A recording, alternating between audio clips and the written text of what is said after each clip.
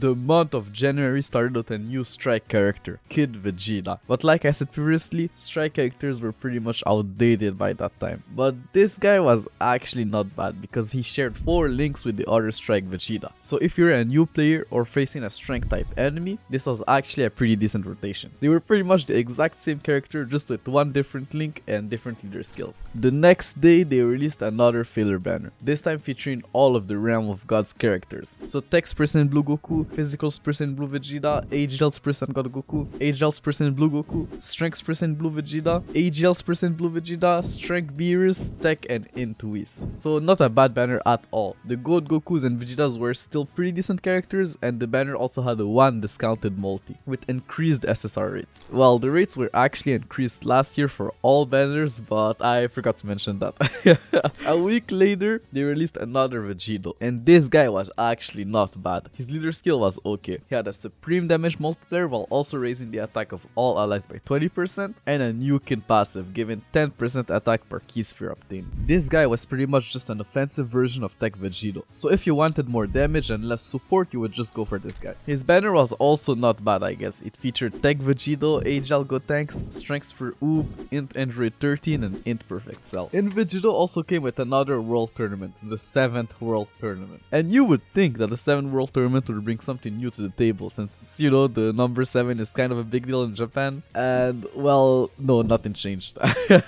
Same rewards, same 80 wins for an SSR ticket, same everything. The only difference was the reward card. This new AGL Beerus had an interesting leader skill, recovering 500 HP per same type orb obtained. This could have been a very good leader skill coupled with like some HP on a new Boo unit, but alone and on a Beerus, this was pretty much useless. He did have a 70% attack on Super though, so this guy was actually a more consistent and reliable version of Strength Beerus, and probably the best Beerus overall at the time. Obviously Strength Beerus at his peak was better, but his peak was only available 30% of the time, so you're honestly just better off running this guy. 4 days later, they released the hero version of the Extermination Plan event. This event came with a new farmable Whis and new Dokkan Awakening medals for some of the OG SSRs. AGL Whis was actually pretty good. He had a decent leader skill for a fish play unit, and a 25% chance to stun on super attack, and a free Senzu when you drop below 30% HP. That Senzu alone made this guy insanely valuable. He was a must on pretty much every single fish play team at the time. As a matter of fact, when I started playing this game back in 2018, this game was still a must run on most free play teams. AGL's % Goku on the other hand was not as great. Like, he was good, but for a TUR he was quite disappointing. He only gained an additional 30% defense to his leader skill, an additional 20% chance to stun on super while keeping an extreme damage multiplier, and an additional 2k when below 50% HP. So 7k overall when below 50% HP, which was obviously very good, but the thing is, when you're below 50% HP, it's pretty much kill or get killed, and this guy's damage was just not that great because of his extreme damage multiplier. You honestly were probably better off running the Strengths % Goku from the One Piece crossover campaign. Text % Vegeta was not any better. He got the same leader skill buff as Goku, but no changes to his super attack effect. Like, bro, he kept an extreme damage multiplier with nothing new. Like, what were they thinking? I guess his passive got quite a big upgrade. He went from 2k and 2000 attack when below 30% HP to 3k and 2500 attack when below 80% HP, which, like I said, is quite a big jump, but his old passive was just so bad that even with that upgrade, his new passive was still not that great. Piccolo on the other hand got quite a huge buff. Like, his leader skill and super attack still sucked, but he now gave 70% defense to all allies unconditionally. This was insane at the time, like crazy beyond belief.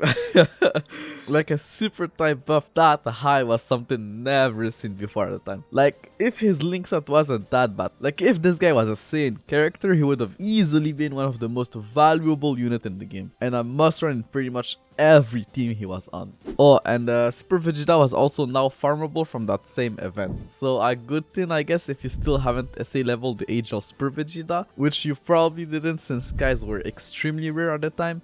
Like, you pretty much had to be a whale to have some. They were only obtainable from the World Tournament as a ranking reward. Fast forward to the end of the month, the countdown celebration for the first year anniversary started. Every player was rewarded with 30 stones and new Super Saiyan Goku and various rewards, including a new support item, Gall's Panties, which was a GP exclusive. I don't remember this item being featured on the global first year anniversary, but nonetheless, that item was crazy. It pretty much just maxed out the ki of all of your allies. So best believe that this was the time to grind any Dokkan event you ever struggled with, especially when you take into account the fact that they brought back every Dokkan event and Strike event for the anniversary. Anyways, the new Super Saiyan Goku was nothing crazy, but a good card if you are a new player and needed something to start with. Talking about new players, they also held a return-in campaign. If more than 100,000 players returned into the game during the duration of the campaign, every player would be rewarded with 35 stones and a new Spirit Bomb Goku. Yes, the infamous Big Ass Hope Goku.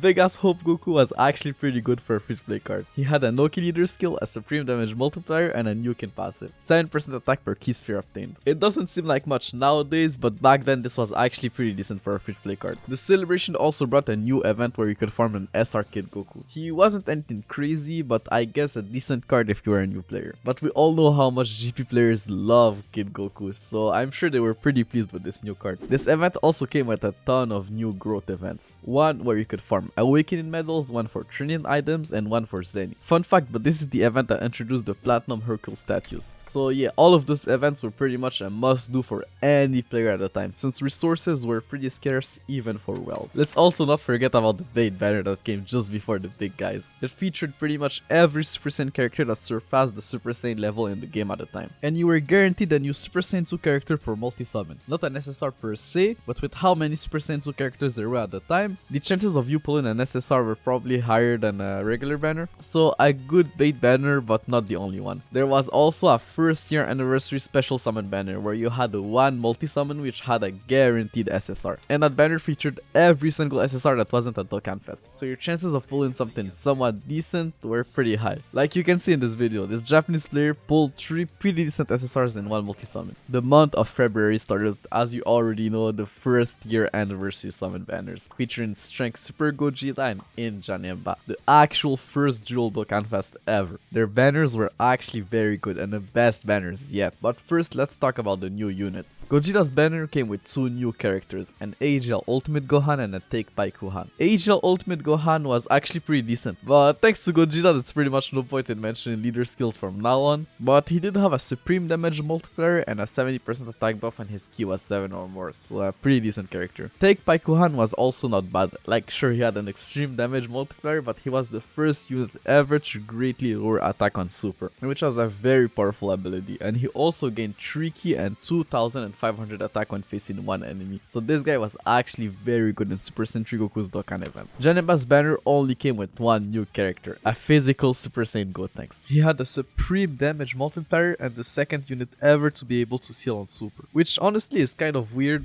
Like, why are the only sealers in the game physical type units? I guess they really wanted you to summon for Janemba.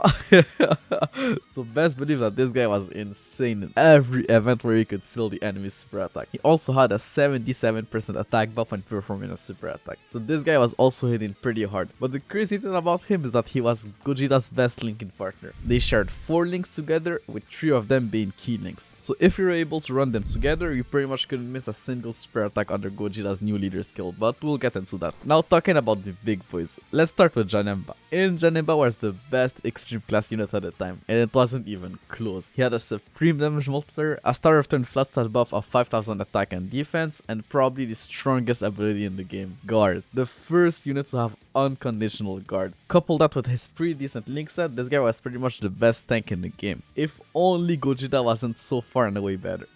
This guy could have actually seen some use. Like, his leader skill had the strongest attack buff seen yet, 80% attack to in-type units. The problem is that the in-type was just not that great. Janemba was the first in-type Dokkan Fest character, and I guess you had like Int Middle Cooler and like Interlist who were also great, but they had pretty much no synergy together. So yeah, his team was just flat out bad, unless you were a well, and in that case it was like okay, I guess. Now for the moment you've all been waiting for, let's talk about the greatest units to ever release in Dokkan, Strength Gogeta. Strength Gogeta brought a new type of leader skill, tricky to all type with a 3000 flat stat attack buff. Like bro, you've got to understand, this was single-handedly the best leader skill in the game, and by so much. Like, I honestly don't understand what they were thinking releasing something like that this early on.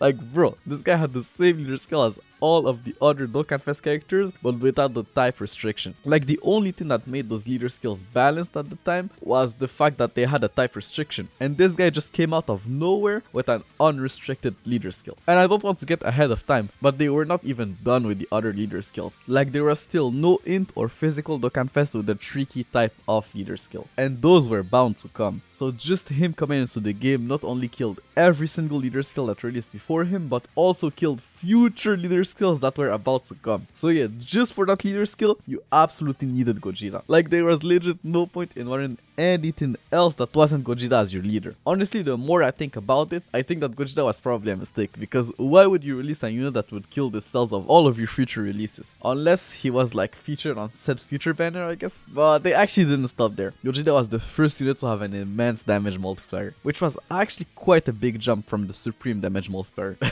So not only did this guy have the best leader skill in the game, he also had the best SA multiplier, and the only one to have it at the time. But not only was he the first unit to have an immense damage multiplier, he was also the first unit to be super effective against all types. So okay, let me put this into perspective. This guy had the best leader skill, the best damage multiplier, and couldn't be stopped by any types. Like, if he wasn't super effective against all types, he wouldn't have been that great against AGL type enemies. So at least in that scenario, some tech type units would have shined, you know, like Tech Cell or something like that. But no, this guy was super effective against all types. So like I said before, there was absolutely no scenarios where you would be better off running somebody else.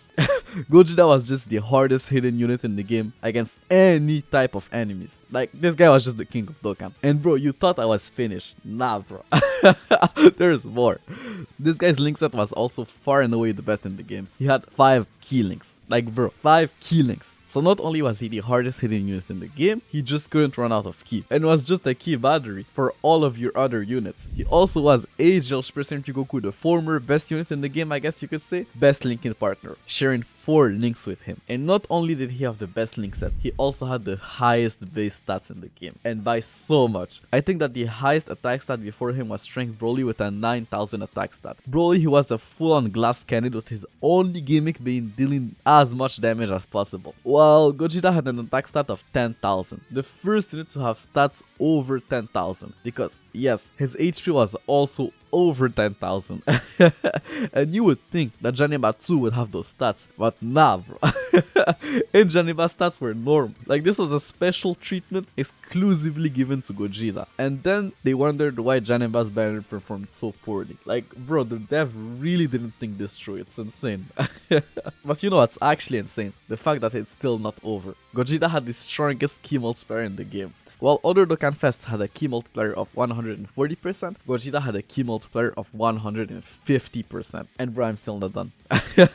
Okay, no, I am. But yeah, if you don't understand why Gogeta was so good at the time, I hope I actually made it clear for you. But now let's talk about these guys' banners. Strength Gogeta's banner featured, outside of the new units, Strength % God Goku, AGL Golden Frieza, Physical Kid Buu, Tech Cell, Tech % 3 Vegeta, Physical Ultimate Gohan, AGL Kid Buu, Strength % 2 Goku, and Int Cell. So a pretty decent banner. But when you take a look at Janemba's banner, it was clear which one was better. In Janemba's banner featured 2 of Gogeta's best linking partners, in Super Saiyan Gotenks and AGL Super Saiyan 3 Goku. Strength Broly, the most valuable unit to date thanks to the World Tournament, AGL Gotenks, Tech Super Saiyan 3 Vegeta, the GOAT Physical Super Saiyan Bardock, which leader skill was now worthless, but he still supported the entire rotation for 2 while also being able to seal on Super, AGL Full Power Bojack, and Int Android 13. So Gogeta's banner had 12 featured units, while in Janemba's banner only had 9. So your chances of pulling in Janemba were actually higher than your chances of pulling Strength Gogeta, which made sense when you take into account how great Gogeta was, but still a dick move from their part. Their banners were also the first to introduce the Perform 3 multi-summon and get 1 free, with 130 stones discounted mode. So yeah, you had to summon for Gogeta until you were able to pull at least 1 copy, and then probably summon on Janemba's banner to complete Gogeta's team, which honestly wasn't even necessary since Gogeta had just so many key links and could pretty much link with any Saiyan character, but you know, if you just wanted to go crazy and have the most optimal team. Now for both these guys' Dokkan events. Gogeta's Dokkan event was very hard, probably the hardest Dokkan event to date. The first phase, unlike other Dokkan events, had 2 enemies instead of 1. The last phase had 2 additional health bar, and the link that did additional damage in the event was Big Bad Bosses, an extreme class link which was not not held by many good units at the time. So you pretty much had to use stones to beat Gogeta's Dokkan event. But it was worth it because once you had Strength Gogeta Dokkan awakened, you could just beat anything at that point. Gogeta's Dokkan event also came with a new farmable SR Veku. This guy had a 50% chance of getting 50% damage reduction at the start of turn, which was pretty much a coin flip ability, especially when you look at his stats. If I'm not wrong, I think outside of like meme units, this is still the lowest defensive stat in the game, and it definitely was at the time. So yeah, I guess if you were willing to risk it, this guy had some use, especially against Janemba's Dokkan event. Talking about Janemba's Dokkan event, his Dokkan event was actually just a regular Dokkan event, like 1 enemy and 3 health bars, and his weakness was just the Super Saiyan Link, as well as Gogeta and Veku. So yeah, his Dokkan event was way easier to beat, and if you had Gogeta Dokkan awakened and physical Gotenks who could seal, this was just a breeze. Well, by Dokkan event standards, obviously.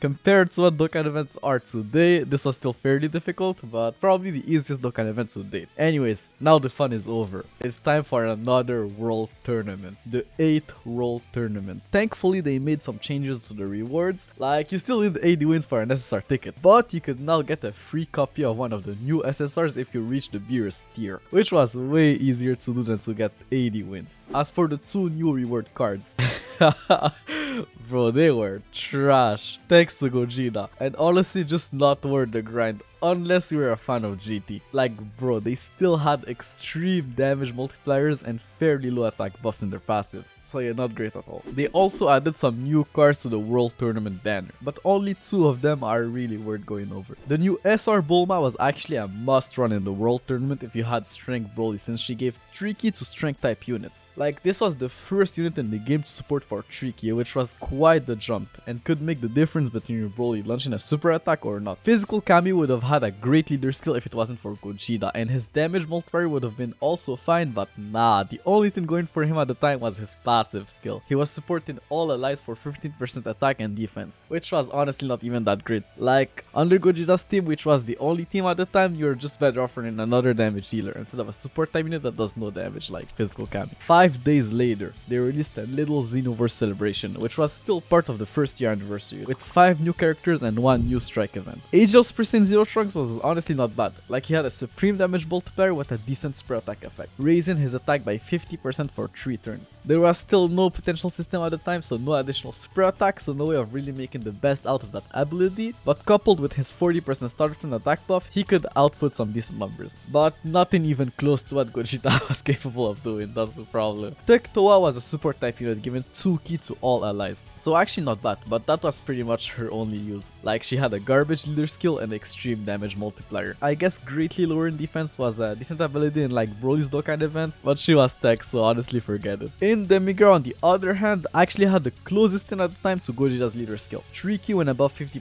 HP. Like it was still a worse leader skill than Gogeta, but when you look at the rest of his kit, it actually looks better than it is, because this guy was pretty much just a stunner. He had a supreme damage multiplier with a 20% chance of stunning for 2 turns on super, and a 50% chance of stunning the attacked enemy for 1 turn with his passive. So yeah, if you were able to keep the attacked enemy stunned every turn, his leader skill was actually quite decent. He also had big bad bosses and was in, so this guy was actually a pretty good card in Gogeta's Dokkan event. Physical Mira was also alright, I guess. Like he had a supreme damage multiplier and a 70% attack buff on super, so he was like Super Saiyan Xeno Trunks, like an okay unit. SR Supreme Kai of Time, I guess she was just like an updated version of SR Injaku. Like they had the same passive skill, but she had a 7% chance of stunning all enemies for 2 turns instead of 1, and she also lowered attack on super, so yeah, not a great card unless you were very lucky. 4 days later, they followed the Xenoverse campaign with a new Future Saga campaign. It came with a new banner featuring 3 new characters and a new story event featuring 2 new free-to-play characters. The new free-to-play characters were honestly not that great. Like honestly, they flat out sucked. But on the bright side, Super Saiyan Trunks was now farmable, right? Well, actually he wasn't.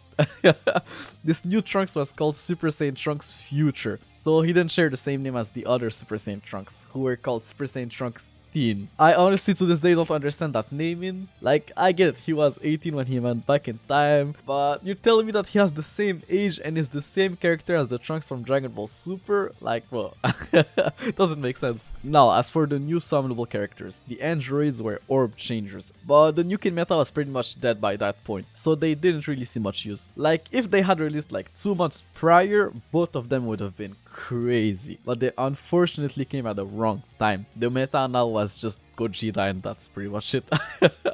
Tech Future Gohan, on the other hand, was actually not bad on Gogeta's team. He greatly stacked attack, shared 3 links with Strength Gogeta, and had a 60% attack buff when below 80% HP. So a decent option if you're a fan of Future Gohan or needed a decent tech type unit to run on Gogeta's team. Also, I almost forgot, but the Future Saga story event had the best stage to farm Gravity Chambers, which was the best training stage. And honestly, it's still my go-to training stage to this day. The month ended with the first ever Super Strike event, AGL Super Strike Vegeta. It was damn time, because those strike events were just worthless by that point.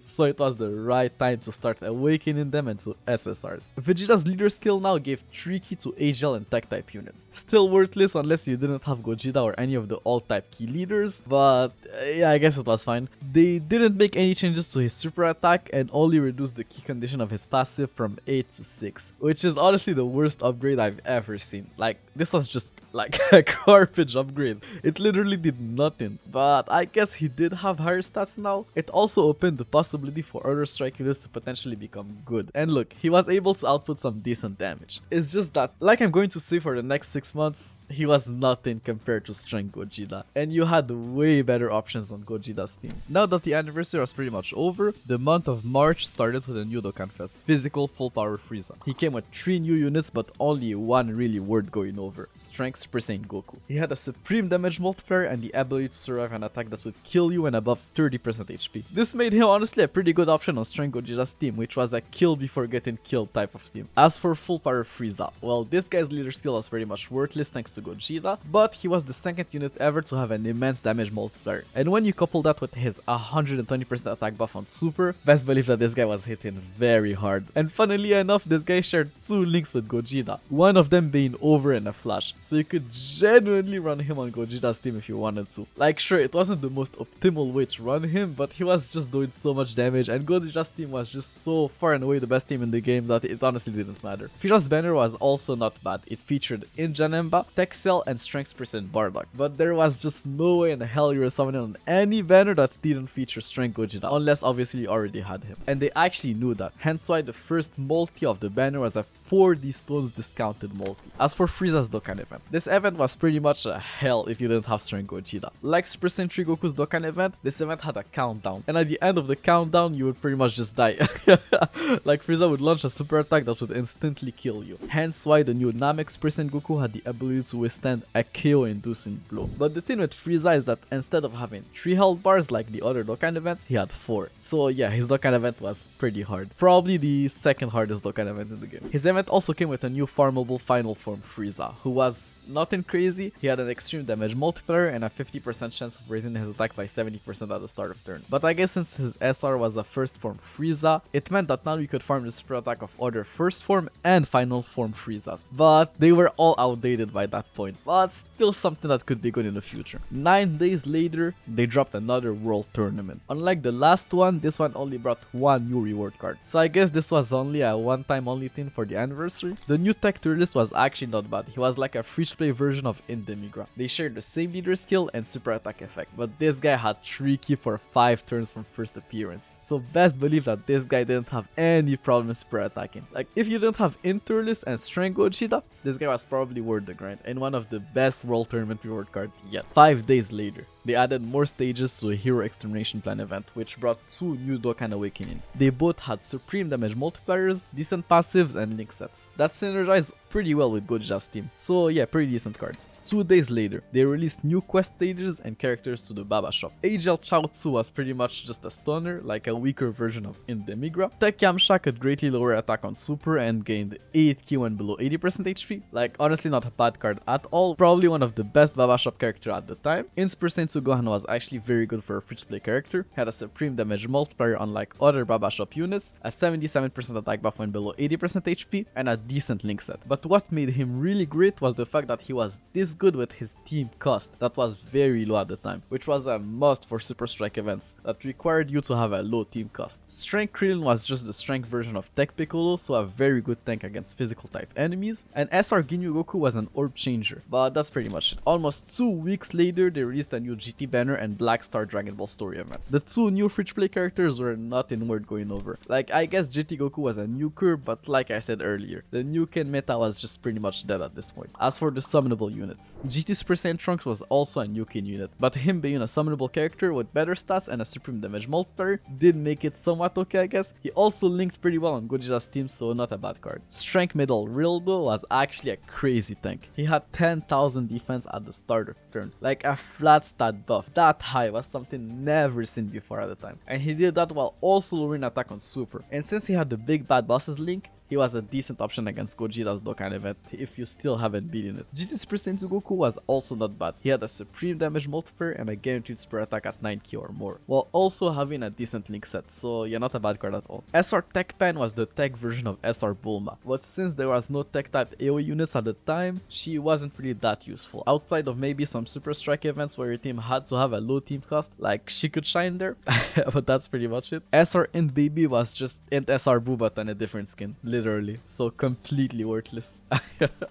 The month of April started with a new banner featuring 5 new characters, as well as a new Dokkan event featuring the first ever April Fool's characters. Dokkan Fest Int Ultimate Gohan was insane to say the least. His leader skill was still worthless unless you didn't have Gogeta obviously, but he had a supreme damage multiplier while greatly stacking attack on super. This was a first, a unit that could greatly stack attack while having a supreme damage multiplier. Just by looking at his super attack, this guy was already looking very good, but what made him even crazier was that passive skill. Ki +5 and 10,000 attack when Ki was 7 or more. This meant that under 2 tricky leaders, you could never miss a single super attack with this guy. Like bro, you've got to understand how ridiculous that was at the time. A unit that could greatly stack attack with a supreme damage multiplier and that you could also never miss a super attack with. Like that combo was just so broken.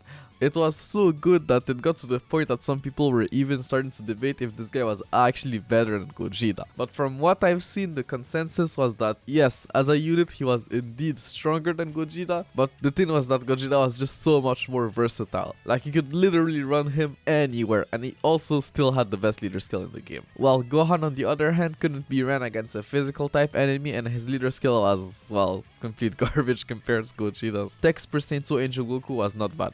He had a supreme damage multiplier and a very decent passive. Ki +4 and 7,000 attack as the third attacker in the turn. With his link set, he was like the perfect floater on Gogeta's team, or honestly any team where you needed a filler unit. Stray Gotenks on the other hand was not so great. Like sure, he had a decent leader skill if you didn't have Gogeta and a supreme damage multiplier, but his 77% attack buff as the first attacker in the turn was just not that great. Like don't forget, Dokkan events at the time were still hitting pretty hard, so you wanted to have your hardest hitter in the first few slots so that you could defeat the enemy before he was able to kill you. And Gotenks was a decent hitter, it's just that the strength type was already so stacked with hard hitters like Gogeta, Broly, Super Saiyan Goku, or even God Goku. So most people were choosing to run Agile Gotenks instead. He wasn't as consistent, but you weren't stuck on that one slot. The 2 new Buu units were I guess a good addition to Physical Kid Buu's team, who was actually featured on the banner if you were like a Buu fanboy, but otherwise nothing meta relevant. But don't worry, we'll talk about them later on when they'll get their Dokkan Awakens.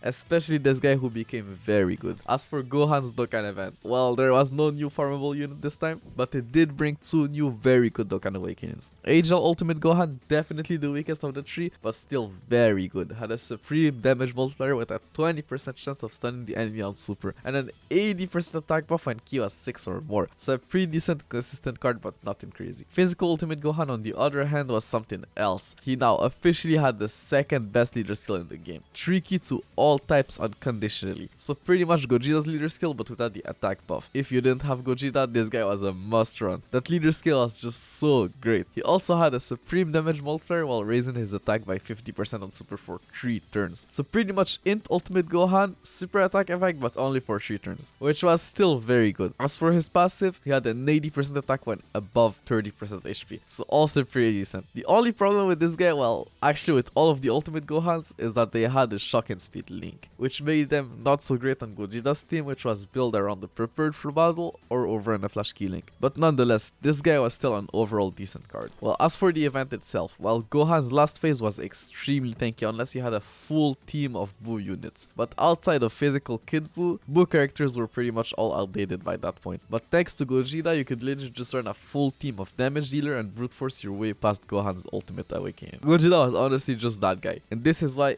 it was either you had him or your account was just not worth keeping. As for the April Fool's units, well, obviously they were meme characters, but the thing is they were actually usable as SSRs. Like, they weren't great or honestly even good, but they were usable. Like, I found this old Reddit post of people saying that those Yamchas were actually pretty useful for Super Strike events thanks to their low team cost, and I guess alright passives. But obviously Dokkan Awakened, they were just completely worthless and just trophy cards, but still a fun event. And now that I think about it, these guys were never made farmable, and there was no potential system at the time. So if you didn't save your copies and you use them instead to level their super attack, you actually will never be able to rainbow them. So I guess that's one of the downsides of being an OG. Anyways, 2 days later, they released a new filler banner, and if I'm not mistaken, the first ever type summon banner, featuring numerous AGL characters with increased rates and Z awakened characters. So actually a very good banner if you were a new player, but obviously a big skip if you're already playing for some time and still didn't have Gogeta. At the same time, they also released a new Super Strike event, Strike Cyborg Tao. Had a actually not bad leader skill, tricky to strength and AGL type units, so if you didn't have Strength Gogeta, you could use him as your leader and use a Strength Gogeta as your friend, and they would both benefit from each other's leader skills. As for his kit, it was pure RNG. He had a 20% chance of stunning on super and a 50% chance of gaining 70% attack at the start of turn. Couple that with his horrible link set, and yeah, this guy was pretty much only used for his leader skill. Well, at the time. We'll talk a little bit more about him later on. Another 2 days later, they released the tech type variant of the previous AGL type summon banner. I guess this banner was a little more hype with featured characters like Future Gohan, Super Sentai Vegeta, and Vegito, who were all decent units but nothing actually worth summoning for. 4 days later, we got another Super Strike event and a new type summon banner. Physical King Gold gave tricky to strength type units and was a debuffer, lowering the enemy attack on super and passively reducing the attack of all enemies by 25%. So probably a better card than Tao, but honestly I don't know, they were both not very good units. As for the type summon banner, it was the strength variant, and it did feature some decent options like Namex % Goku or Super Sengoku Goku, but still nothing really crazy. A couple of days later, we got more stages for the Hero Extermination Plan event, giving us 2 new Dokkan Awakens. Tech Majin Vegeta was actually pretty decent. He was the second AoE unit in the game. He didn't hit as hard as Broly though, but he did have a 50% chance of stunning the attacked enemy, which was a pretty strong ability in the World Tournament. But not only that, he also had a pretty decent link set. He had 3 key links, with one of them being over in a flash, so it was way easier to launch a super attack with this guy than with Broly. Physical Majin Buu was still not great, like he was pretty much the same card but with higher stats, and since the only Buu unit that was meta relevant was Physical Kid Buu, he was pretty much his only linking partner. But the healing was quite good I guess, and could save you in some events, and I also think that his team cost was seen as pretty low at the time, so he was a decent option for Super Strike events. Majin Vegeta and Fat Buu were also featured on a new banner, the first ever double rates banner, but LRs were still not a thing at the time. There was like no potential system, so dupes weren't as valuable, and Gogeta wasn't a featured unit.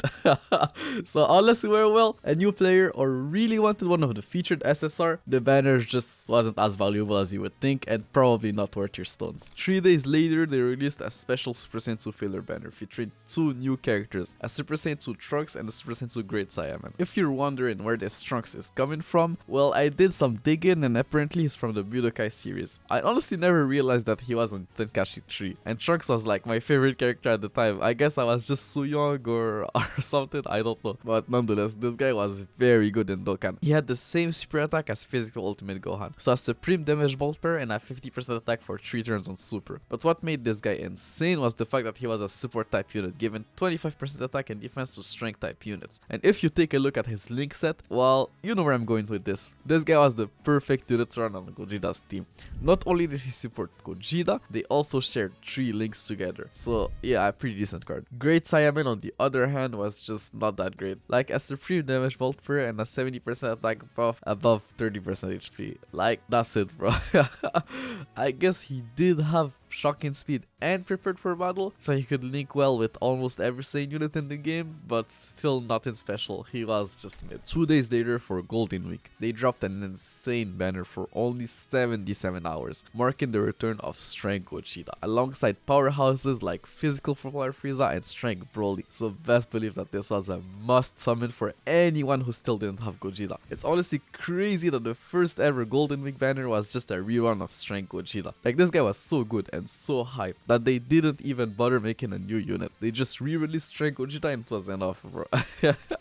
The next day, they dropped another World Tournament, the 10th World Tournament. And just like the 7th World Tournament, they didn't change anything. But on the right side, the new World Tournament reward card was very good. In Super Saiyan, Bardock had a decent leader skill for a free-to-play unit, 3Q and below 80% HP. It was decent if you didn't have Gogeta or Physical Ultimate Gohan. He could also seal on super attack while gaining 3K and 4000 attack when facing only one enemy. And when you couple that with the fact that this guy had 3 key links, yeah, it was very easy for him to super and seal the enemy. And if I'm not wrong, this guy was the second unit ever to be able to seal, which was such a powerful ability at the time since you could seal Dokkan event bosses. So just for that, he was probably the best World Tournament reward card to date. 4 days later, they introduced the giant form mechanic into the game with a new banner and some new Dokkan Awakens. Before we dive into the cards, let's talk about the giant form mechanic. Well, it didn't change at all from today, so you would think this was a very powerful ability at the time. Like to be able to turn into a giant ape, take no damage and do a lot of damage, but the problem with it is that it was just way too RNG reliant at the time. The summonable apes had a 7% chance of turning into a great ape at the start of turn, which was very low. And once they transform, there's a chance that the transformation would only last 1 turn. And don't forget the fact that if you kill an enemy and move to the next phase, you lose the transformation. So for the great ape transformation to really shine, you had to have the perfect RNG of it coming out in the last phase of a fight and lasting more than a turn, and the probability of that happening was very low. So it was a very fun mechanic, but it didn't change the meta at all. Gogeta was still the king of Dokkan and a way more reliable unit. Now, AGL Great Ape Vegeta, he had a supreme damage multiplier and a 70% attack buff when below 80% HP. So he was like okay, but when you take into account his giant transformation, he was quite decent. Like I said earlier, giant form transformation were doing a lot of damage because of their high giant ape stats and destructive damage multipliers. And since they all shared the same damage multiplier with no passive whatsoever, their stats is what made the difference, and Vegeta had the second highest giant ape stat at the time, so he was hitting very hard when transformed. But like I said earlier, it was a rare thing to see or make the best out of, but if you did, it was single-handedly the strongest ability in the game. Strength Raditz on the other hand had the lowest giant ape attack stat, but he was still hitting very hard in his giant state. As for his base kit, well, he was a nuker, and he had a decent leader skill if you didn't have Gogeta, but the problem is that his 12 key multiplier was very low for a summonable unit.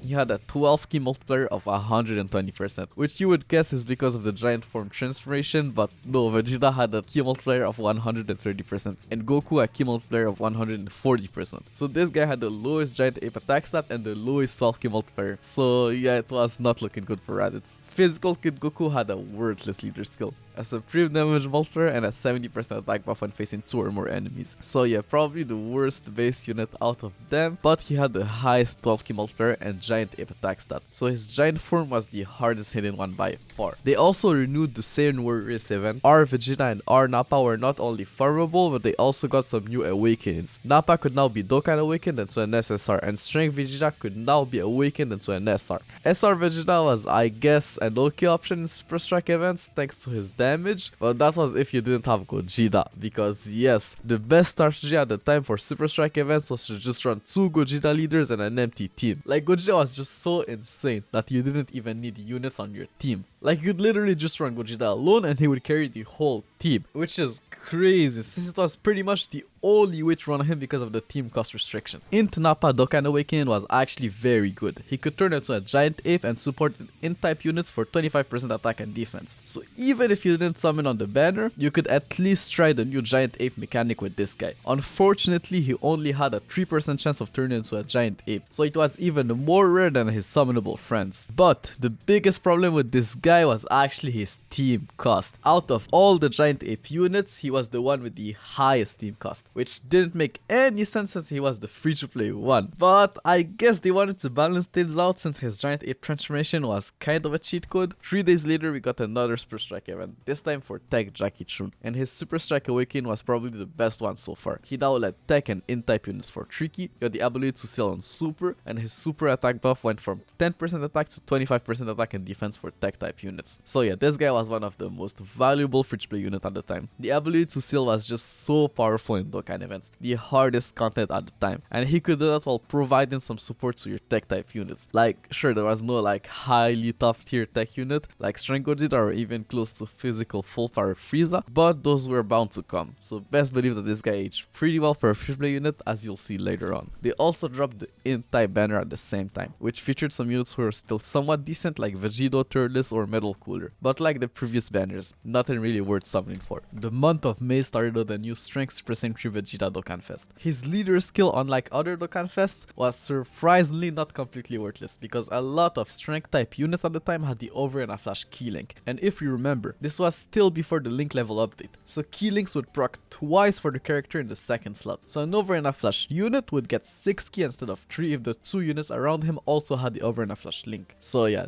this meant you could go crazy with Gogeta on his team, and if you didn't have Gogeta, you could even just run him as your main leader and use a friend Gogeta leader, and you would have a good combination of key and attack. As for his kit, well, he did have a supreme damage multiplier and a 50% chance of stunning the enemy for 2 turns on super, so this was good. But what made it even better is the fact that this guy had one of, if not the best defensive passive in the whole game, reducing damage received by 80% for 7 turns from the start of turn. So this guy could tank pretty much everything in the game. And since he was a stunner, the turn restriction didn't even matter, because by the time it would wear off, the enemy would have already been stunned or debuffed. Just an insane card. His only downside really was his damage, like it was very low. But on the bright side, he linked very well with some of the hardest hidden units in the game. He shared 4 links with Strength Gogeta and 6 links with the Super Saiyan 3 Gokus who were featured on his banner. Talking about his banner, it featured 3 new units. The new Super Saiyan Kid Goten and Trunks were pretty much the same card, and they were nothing special early, but don't worry, their time is coming. As for Torbull, well, I guess he wasn't that bad in Super Strike events. Like, he had a low team cost and could support the entire rotation for 2 key, but that was pretty much it. As for Super Saiyan 3 Vegeta's Dokkan event, well, it came with a new farmable Angel Super Saiyan Vegeta and the Dokkan Awakening of Tech Super Saiyan 3 Vegeta. Angel Super Saiyan Vegeta was not great. Quite frankly, he was trash and had no use whatsoever. And even to this day, the only 2 Angel Super Saiyan Vegetas are him and the Worldwide Celebration Trophy Vegeta. So honestly, that could mean that a new Angel Vegeta is coming pretty soon, but who knows? Maybe for Worldwide this year, but we'll see. Tech Super Saiyan 3 Vegeta on the other hand was actually quite good. He had the second best leader skill in the game, a supreme damage multiplier and a 70% start of turn attack buff, so a decent option if you didn't have Strength Super Saiyan 3 Vegeta, or honestly even better than his strength counterpart in some scenarios where you needed more damage and didn't really need the defense or the key. Because yes, this guy didn't have Over and a Flash, so his link set was way worse than his strength counterpart. As for the event itself, if you had Strength Gogeta, Angel Super Saiyan 3 Goku, or honestly any nuker, the event was fairly easy. Like, his only gimmick was that you needed to beat him under 18 hits, so about 6 turns. And since he only had 3 health bars, it really wasn't that hard. Probably the easiest Dokkan event to date. On Goku's day, they gave everyone 9 stones and dropped the physical type summon banner alongside physical Mecha Frieza Super Strike event. 2 things that had absolutely nothing to do with Goku. But I guess the 9 stones were enough.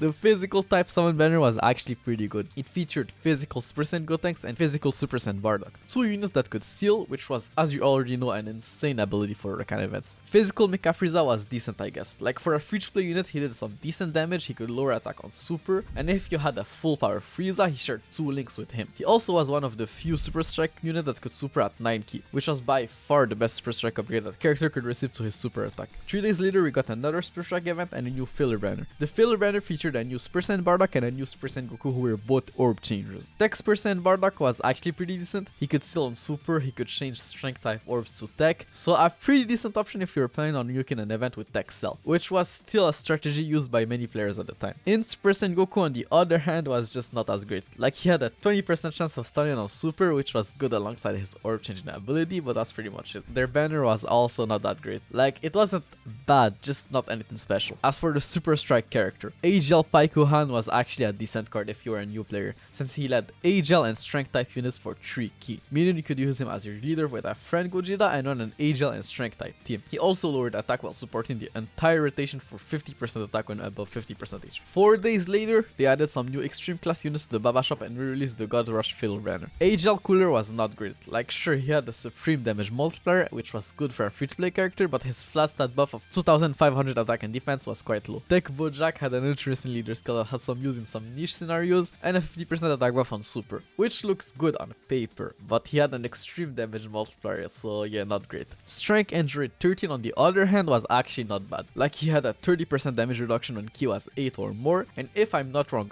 all those new Baba Shop units could super at 9 ki. So when you couple that with his low team cost, he was a pretty decent option for Super Strike events, if you obviously didn't have Gogeta. I honestly still can't get over the fact that Gogeta was just so good that literally it's all you needed to beat the whole game. Just Gogeta and 6 Cybermen, bro.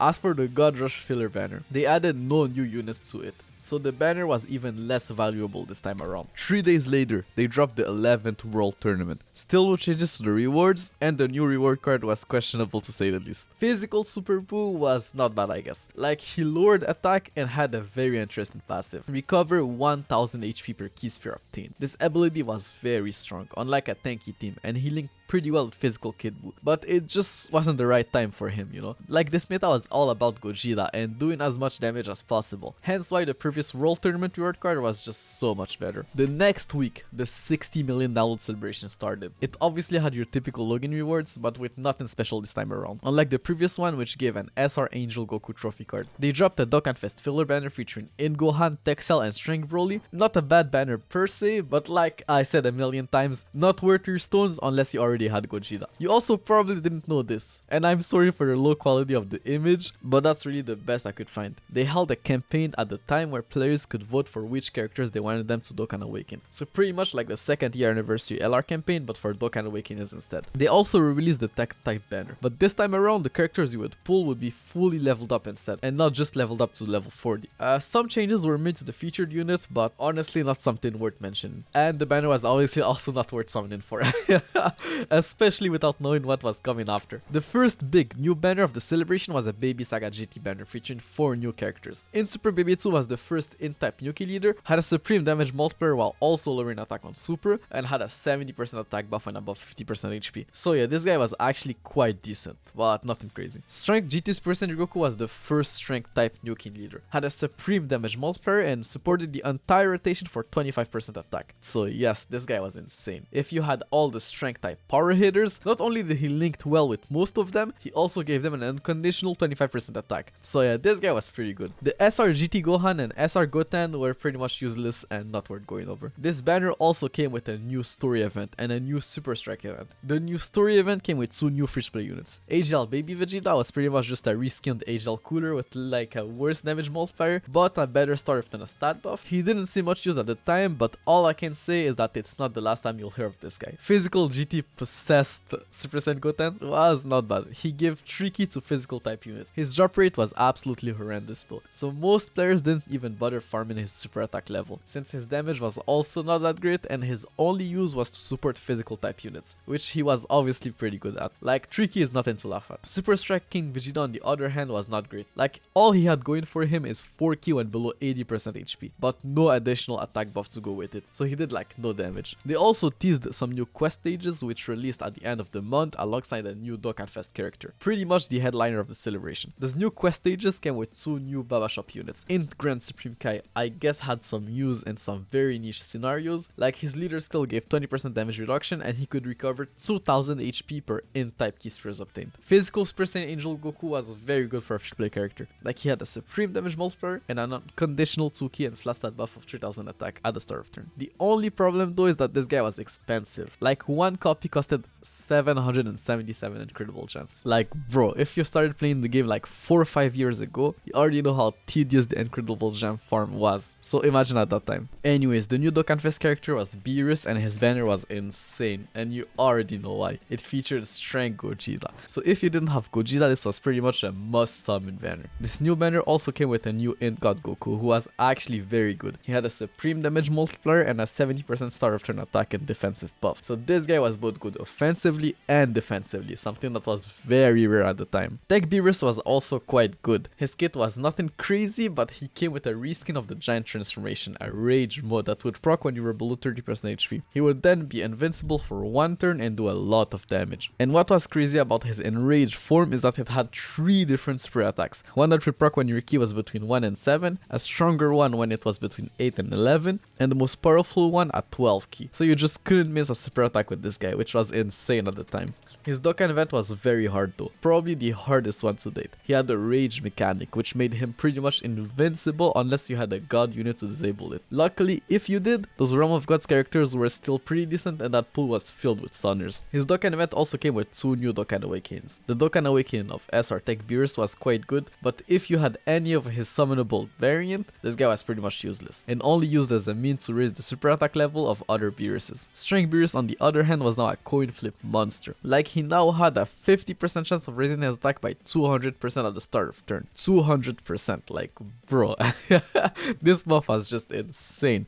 And when you couple it with his supreme damage multiplier and some luck, he was simply the hardest hitting unit in the game. If it weren't for Tech Beer's rage form, this guy would have probably overshadowed him completely. The month of June started with a new Super Strike event and the re-release of the AGL type banner. Strength Trunks got no upgrade whatsoever, like all they gave him is an additional 5% to his super type buff, which was pretty disappointing considering how good his SR was at the time. There's not much to say about the new AGL type banner, like I guess they did add some units to the featured pool, but nothing really worth mentioning. I think that for the most part the banner did lose some value, since AGL God Goku was now even less valuable because of in God Goku. At the same time, they also held a little campaign to celebrate the upcoming new Dragon Ball Super arc, which was the Future Trunks arc at the time if I'm not wrong, which also explains the Super Strike Trunks event and the upcoming Trunks banner that we'll go over next. 3 days later, they released a new filler banner, the second double rates banner ever, featuring an awakening physical Xeno Trunks. He was now an AoE unit, the third ever AoE unit. And even though his damage multiplier was very low, he gained 4k and 5000 attack when below 80% HP. So it was way easier to super with him than with Broly. So yeah, this guy went from utter trash to one of the most valuable units in the game pretty much overnight. 4 days later, they released another Super Strike event. Tech Mighty Mask was pretty much useless if you were facing one enemy, and since most of the hardest fights at the time were only against one enemy, this guy was just not that great. But he did have an extreme damage multiplier when most Super Strike cards had a huge damage multiplier and a 50% attack buff when facing multiple enemies. So against multiple enemies, this guy was hitting very hard for a future play unit. They also released the updated In-type summon banner at the same time, which now featured In Baby. So if you're a baby fan, this banner was maybe worth it. A couple of days later, it was already time for their $70 million celebration. Once again, there was a filler banner available for 77 hours only, featuring Strength's percentage Vegeta, In Janemba, and AGL's percentage Goku. So if I'm not wrong, the first time that Strength's percentage Vegeta ever came back. So I guess worth it if you really wanted him and obviously already had Gogeta. The main new banner came 4 days later and featured 5 new Giant Ape units. They all had a 10% chance of turning into a Giant Ape, unlike the previous Giant Ape units who had a 7% chance, but their attack stats were not equal, so some Giant Ape transformations were better than others. AGL Tora was a pretty decent unit. He gave 3k to all allies when below 80% HP while also lowering attack on super. His Giant Ape transformation had a 30,000 attack stat. Tech Bardock had a 70% attack buff and above 30% HP, and his Giant transformation had the highest attack stat of them all, being 35,000 attack. So he was seen by many players as the best one. And Lord Chogesh, the GOAT, gave 5,000 defense to all allies, and that was pretty much it. Like, his Giant transformation also had the lowest attack stat of the bunch alongside physical Borgos. Strength Fasha was an orb changer and I guess had the best leader skill of the bunch. Her Giant Ape transformation had also the same attack stat as AGL Tora. Physical Borgos was a Nukin type unit, getting 70% attack per key sphere obtained, so I guess alright. But honestly, this batch of Giant Ape units were pretty whack. Like, if it wasn't for their Giant Ape transformations, they would have all been horrible units and definitely not worth summoning for. Their banner also featured every single existing Giant Ape unit, so your chances of pulling a Giant Ape unit were very high. But the meta was still Gogeta, so no point really on summoning on this banner since none of these units helped Gogeta's team. The next day they dropped the B-Pen event, which was an insane event at the time. It gave just so much EXP. Strength B-Pen was also a very good unit. She could heal for 25% of the damage she dealt while also being able to super at 9 ki when her super attack level was 5 or more, which did take some time since you could only play the event once a week. 2 days later, they released another world tournament, the 12th world tournament. Still no changes to the rewards, but the new reward card was pretty good. AGL Final Form Cooler had a supreme damage multiplier and gave AGL type units 30% attack and defense. Couple that with his relatively low team cost and leader skill that lowered strength type enemies attack and defense by 30%, and this guy was a monster against any strength type enemy, including the Dokkan events. At the same time, they dropped the filler banner, featuring almost every orb changer in the game. Honestly, if you needed an orb changer, this banner was probably worth your stones since it gave one Elder Kai per multi-summon. The first banner to do so if I'm not wrong. The month ended with the Super Strike Awakening of Int Android 16. This guy was pretty much the same unit but better, so he still had the same single use of being a monster of a tank against tech type enemies. It's also not much, but worth pointing out I guess that they dropped a little Logan bonus to celebrate the 30th anniversary of the Dragon Ball anime. Well, actually it was a countdown to something, but we'll cover that in the next video. The 30th anniversary countdown of the past month led to a new special event, which would have a new stage every day for 30 days. And each stage would cover a different part or saga of Dragon Ball, up to the most recent one, which was the Dragon Ball Super Trunks arc at the time. Not only would each stage give a stone, it would also give special coins that you could exchange for some Kais and trophy cards. If you're wondering why this event never made it into the global side of the game, and well, it's because it actually did in a rebranded version during the 2nd year anniversary. As for the trophy cards, they were honestly pretty bad. So bad that both cards were actually buffed when they came to global. But hey, they were pretty much free, so if you were a new player, they could genuinely help you. They also brought the 1st year anniversary premium summon banner. It was obviously rebranded as a 3rd year anniversary of the Dragon Ball anime banner, with an updated pool of SSR characters. The featured units were honestly pretty decent for the time, and since your first multi would guarantee you an SSR, it was probably worth the 50 stones. Like I've said it multiple times, the rates at the time were absolutely horrendous, so any summon banner that had something guaranteed was very special, and if it weren't for Gogeta, a must summon banner. Funnily enough, Dokkan also won some sort of award at the time, so they gave everyone 5 stones. The 5th day of the month, they dropped the first ever Prime Battle event, introducing the first ever LR into the game. A new card that was possibly even better than Gogeta. And the best part, you could get it for free. Well, at least that's what everyone thought back then. But they quickly realized that this guy had a cost, and that cost was your sanity, mental health, and well-being. The first ever Prime Battle event was just something that can't be described with words. Like, if you thought anything we went over since the beginning of the series was hard, difficult, or even ridiculously stupid, well, this was probably at least 10 times worse. So, just to start off, this event had to be done with Super Strike characters, exclusively Super Strike characters. So no free-to-play characters that weren't from a Strike event, and unfortunately no Gogeta or other summonable units. And bro, you've seen the Super Strike characters that the game had in the past months. They weren't all that. And let's also not forget the fact that training items and awakening medals were still not that common of a thing. And most players just used them on their summonable units. Like, no one expected an event like that, where you were forced to use strike characters who essentially sucked and were for the most part not worth the grind, if you had a decent chunk of summonable characters. And also, super strike events were not available all the times, so if you missed a specific character, you had to wait God knows how long to be able to farm it again. As for the characters who were good in this event, well, obviously the GOATs were the in-type Super Strike characters like Android 16, Chilled, and King Vegeta. Then you also had Mecha Frieza and King Cole who were pretty decent with their debuff on Super, especially Frieza who could Super at 9 key, obviously Jackie Chun with his seal, and you remember when I said he would be mentioned again, Cyborg Tao. With the right RNG, this guy was a beast there because of his ability to stun on Super. As for the event itself, outside of the horrible drop rate of the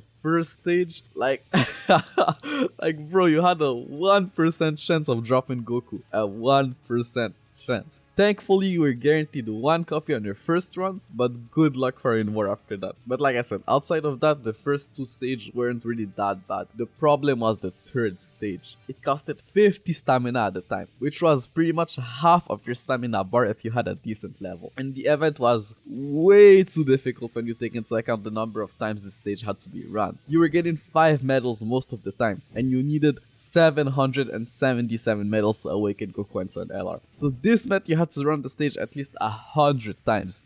And that's if you had some decent RNG and also didn't die in the event. So realistically, it was more like 200 times. So let me get this straight for you. You could only run this event about 4 to 6 times a day because of the stamina cost. You had to run the event like 200 times with each run lasting about 10 to 20 minutes. So if you do the math, that's about 40 minutes to 2 hours of grind every single day for at least like a month or two. For like, what? Like, bro, how good was this Goku to actually justify this grind?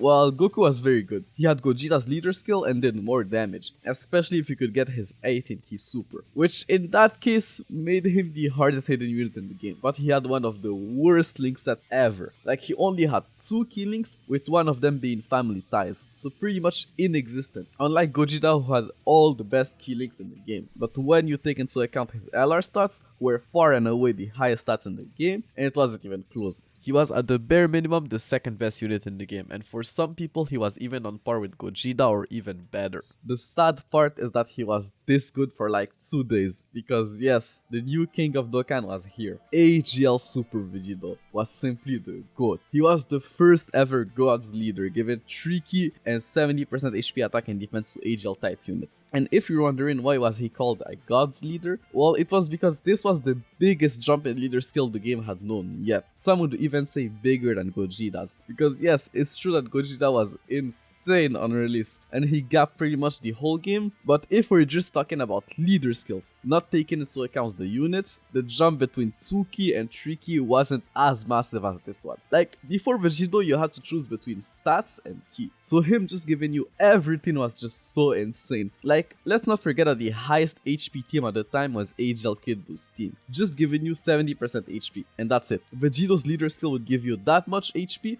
but with defense, attack, and key. Like, you've got to understand how ridiculous that was. The whole game was pretty much balanced around you only having 1 or 2 of those things, so him just giving everything pretty much broke the game. Like, every single non-tech Dokkan event was just like ridiculously easy now if you had him, and that's just with his leader skill alone. This guy had an immense damage multiplier with a 30% attack buff for all allies on super, so his SA multiplier was actually slightly better than immense, which was pretty good when you take into account the fact that this guy had the same 12 key multiplier as Gogeta, so 150%. But what really made this guy crazy is this new mechanic he introduced, counters. There was still no potential system at the time, so your units couldn't crit, but the game was balanced around that, so him being able to counter normal attacks with tremendous power just made him the APT god, so the unit that could dish out the most amount of damage per turn. But if that wasn't enough, this guy could also not take damage from normal attacks because of his passive giving him 80% damage reduction against normal attacks. This single-handedly made this guy the best aging unit of that year. Like, sure, you could get caught by supers, but that was the only thing that could hurt you, and since the team had so much HP at the time, it just didn't matter. You could eat a super if you wanted to, and you honestly could also just run a sealer. And his link set, bro. This guy was, if I'm not mistaken, the first unit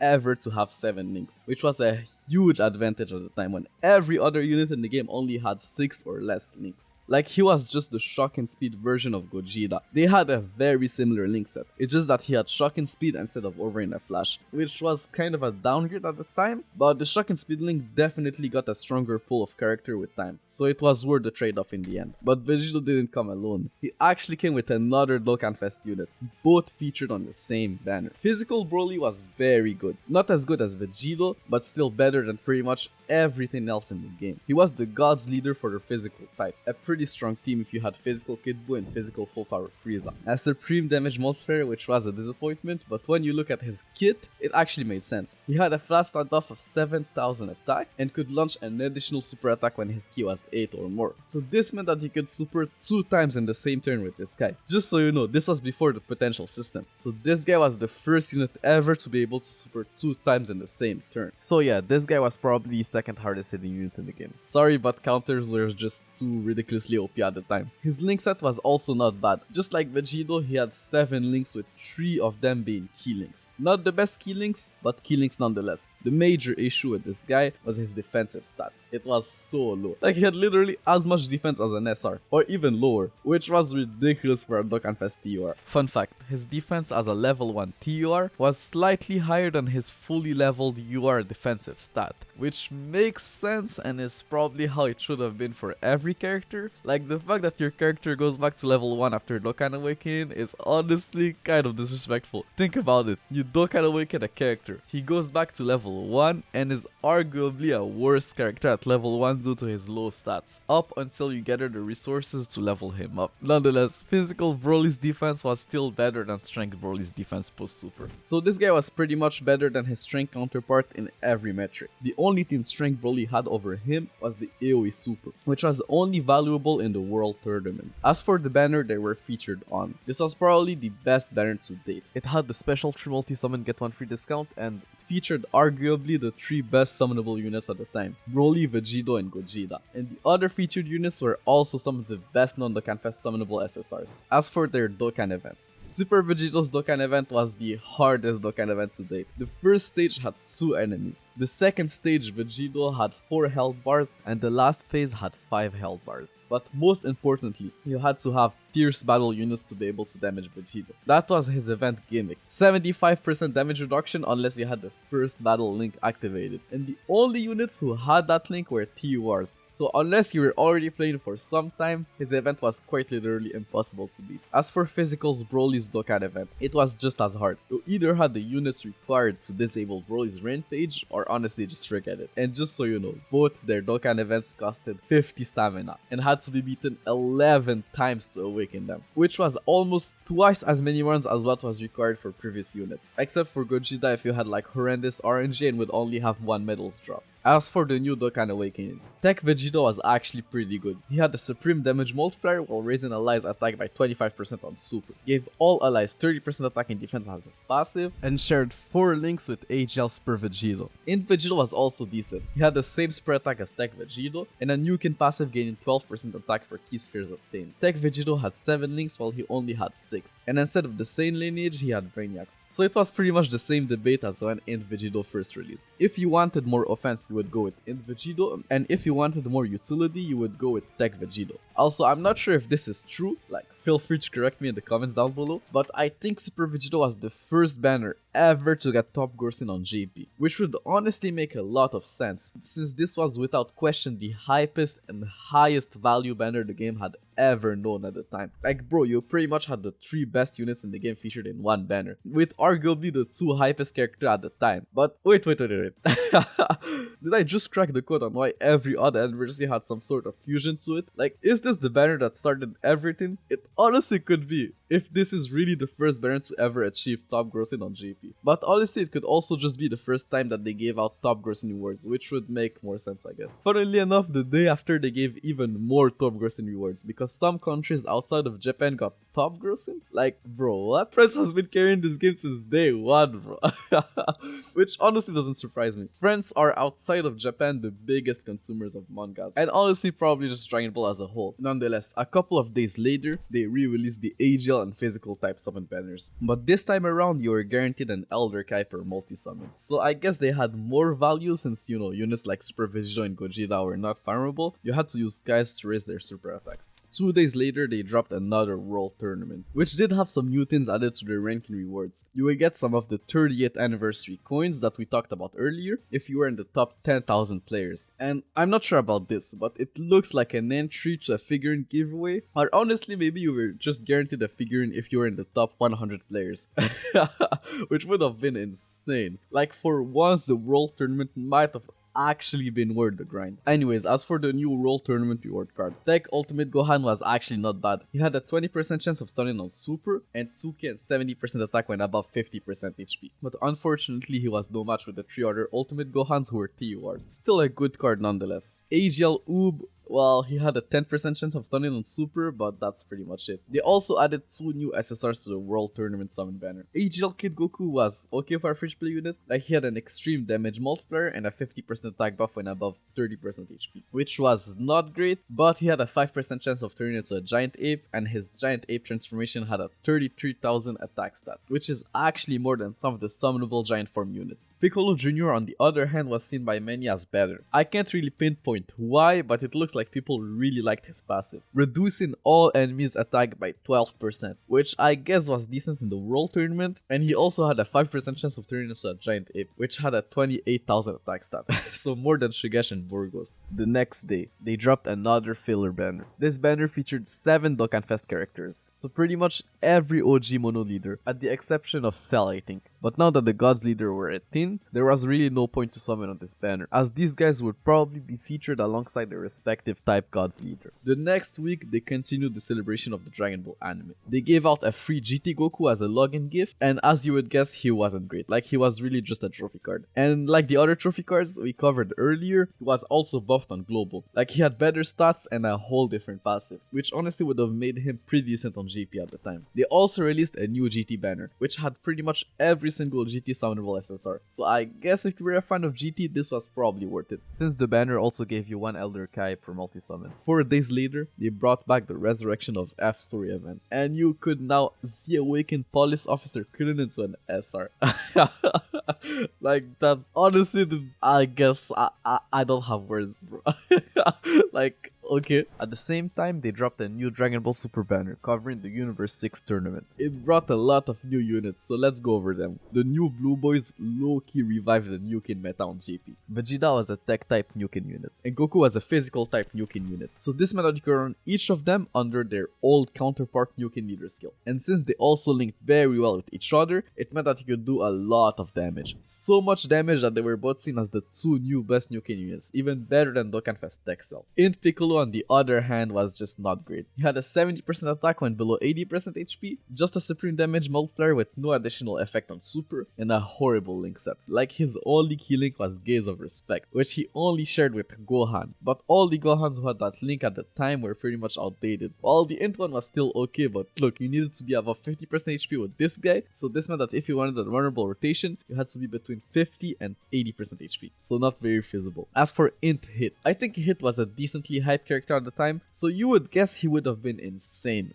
But no, this guy was legit just in Demigra, but with a worse leader skill. I'm not even joking. They had the exact same kit, to the point that people were even debating if he was actually just a worse version of Demigra, since he had a worse leader skill and arguably a worse link set. I guess he did hit slightly harder due to his higher attack stat, but it just wasn't enough to justify re-releasing the exact same unit 5 months later. At the end of the day, he was a stunner and was in, and the Int type had a lot of stunners, so you could run him on a mono Int team and basically just perma-stun the enemy forever. As for the SRs, Frost was trash. Mageda had an interesting leader skill which actually became pretty good a couple of years later, as you'll see, and Physical Butamo was probably the strongest out of the three. He had a 50% chance of gaining 50% damage reduction at the start of turn, which was, I guess, a decent passive at the time. His leader skill also, just like Mageda, got a very nice upgrade later on. This banner also came with a new story event where you could farm an SR Kaba and awaken him into an SSR Super Saiyan Kaba. He actually was not so bad as a free trade card. Like, he had an extreme damage multiplier but 50% attack on super, coupled up with his decent Saiyan link set, and he could output some decent numbers, especially for a free trade unit that was essentially free. Well, free with horrendous drop rates. But what's new here? At least the rates weren't 1% like Prime Battle Goku. They also added a new Goku to the coin shop. He was also not great and buffed on global like all the other trophy cards. At the end of the month, they teased the new Dokkan Fest and some sort of summer campaign that gave all players a Dragonstone and a different support item every day for 7 days. The month of August started with, as expected, the new Dokkan Fest Gotenks, the tech-type God's leader. He came with a very interesting gimmick. Depending on the amount of ki you had between 9 and 12, he would launch a different super attack, with the 11 ki one being the strongest and the 12 ki one being the weakest. This was very annoying because it meant that you couldn't nuke efficiently with him. And this guy also had over and a flash. And like I said multiple times in this video, back then, before the link level update, key links would proc twice in the middle slot. So you either had to run him alongside units who didn't have over and a flash, or run him in the first or third slot, with the unit in the middle not having over and a flash and fuse fighters. So to get the most out of this guy, you couldn't link him with someone like Gogeta, for example. But if you were able to hit his 11 key super attack, this guy was probably the new hardest hidden unit in the game. Like, he massively raised attack for 1 turn on super with an immense damage multiplier. That alone was insane. But he also had a 120% attack buff on super as his passive. So yeah, this guy was hitting hard. His banner was also not bad since it featured the other 2 Tech Dokkan Fests. Like, they didn't link well together, which was ironically maybe a good thing because of Gotenks 11 key super, and they were honestly still pretty strong. This banner also came with a brand new Gotenks. Strength Gotenks had a supreme damage multiplier, a 20% chance of stunning on super, and an 80% attack buff when facing only one enemy, which was the case most of the time. So yeah, he was actually pretty decent. Was he better than his physical counterpart? Well, it depends. If we want wanted more damage, this guy was definitely the hardest hitter of the two. But if you wanted some more consistent utility, then yeah, physical Gotenks was better in that case, with the guaranteed seal. And also, is it just me or does it look like this guy is Super Saiyan 2? I'm pretty sure that's the pose he did before turning Super Saiyan 3, so he might have actually been in Super Saiyan 2. Too bad they didn't name him that. He could have been incredible linked with his physical counterpart. As for Gotenks Dokkan event, I don't know if this was the hardest Dokkan event, but it seemed like the one that annoyed the most amount of players. It pretty much had the same format as the Vegito's Dokkan event, but instead of needing fierce battle characters to disable his damage reduction, you needed Super Buu or Piccolo units, and those were not great at the time. The best strategy was to use a Monotech or Gogeta's team with the farmable Super Buu and the Piccolo from the Baba shop. You could even beat it with Super Vegito if you used all of your items in the tech phase and waited for Super Saiyan 3 Gotenks to reverse back to Super Saiyan. Gotenks Dokkan event also came with new Dokkan Awakenings for the SR Trunks and Goten. They were honestly not bad, especially the Tech Gotenks, since you could run him under Super Saiyan 3 Gotenks leader skill. They shared 3 links together, and Tech Gotenks was a Rainbow Orb changer, which helped a lot if you were running Tech Cell on your team. 2 days later, they made a little announcement in the game regarding the release of the Dragon Ball Fusion games on 3DS. To celebrate its release, they gave everyone a free Yamahan SSR. The fusion of Tian and Yamcha was, well, exactly as you would expect, not great. I guess he did lower attack on Super, and was okay the one turn his passive would proc when below 80% HP. Not even a week later, they were already teasing the next Dokkan Fest in the news, and it looked like a new Blue Goku. And just before you know it, it was already time for the $80 million download celebration, and the headliner of the celebration was none other than Blue Kaioken Goku. He came with a new type of leader skill, giving 100% HP attack and defense to AGL type units. Those types of leader skills were called Demigod, because even though they were good, they weren't as good as God's leaders because of the lack of ki. Like, no ki for an additional 30% stats is just not a good trade-off. As for his kit, oh boy was this guy strong. He had an immense damage multiplier and a flat stat buff of 20,000 attack and 10,000 defense for 10 turns from the start turn. So yeah, this guy was hitting hard, very hard, but it came at a cost. You would lose 5% HP with each super attack performed. So if the fight dragged for too long, not only would his passive wear off, but you would also be left with no HP because of his super attack effect. This wasn't his only issue. He was named Blue Goku instead of Blue Kaioken Goku, which actually didn't make any sense and did hurt him at the time. Nonetheless, when well managed, this guy was a beast. He also had one of the best link sets in the game. This guy had Prepared for Battle, Over in a Flash, and Shocking Speed, meaning that this guy shared at least one key link with most of the units in the game. His banner was also not bad, featured AGL Super Vegito and AGL Super Sentry Goku, but this wasn't the era of Gogeta anymore. All the gods leaders were pretty much on the same level, so this banner wasn't a must summon unless you obviously wanted Vegito. It also featured a new Champa. He was pretty much just a reskin of Strength Beerus. A little bit weaker though due to him being an SSR and having a 30% chance of raising his attack by 200% instead of Strength Beerus 50%. So yeah,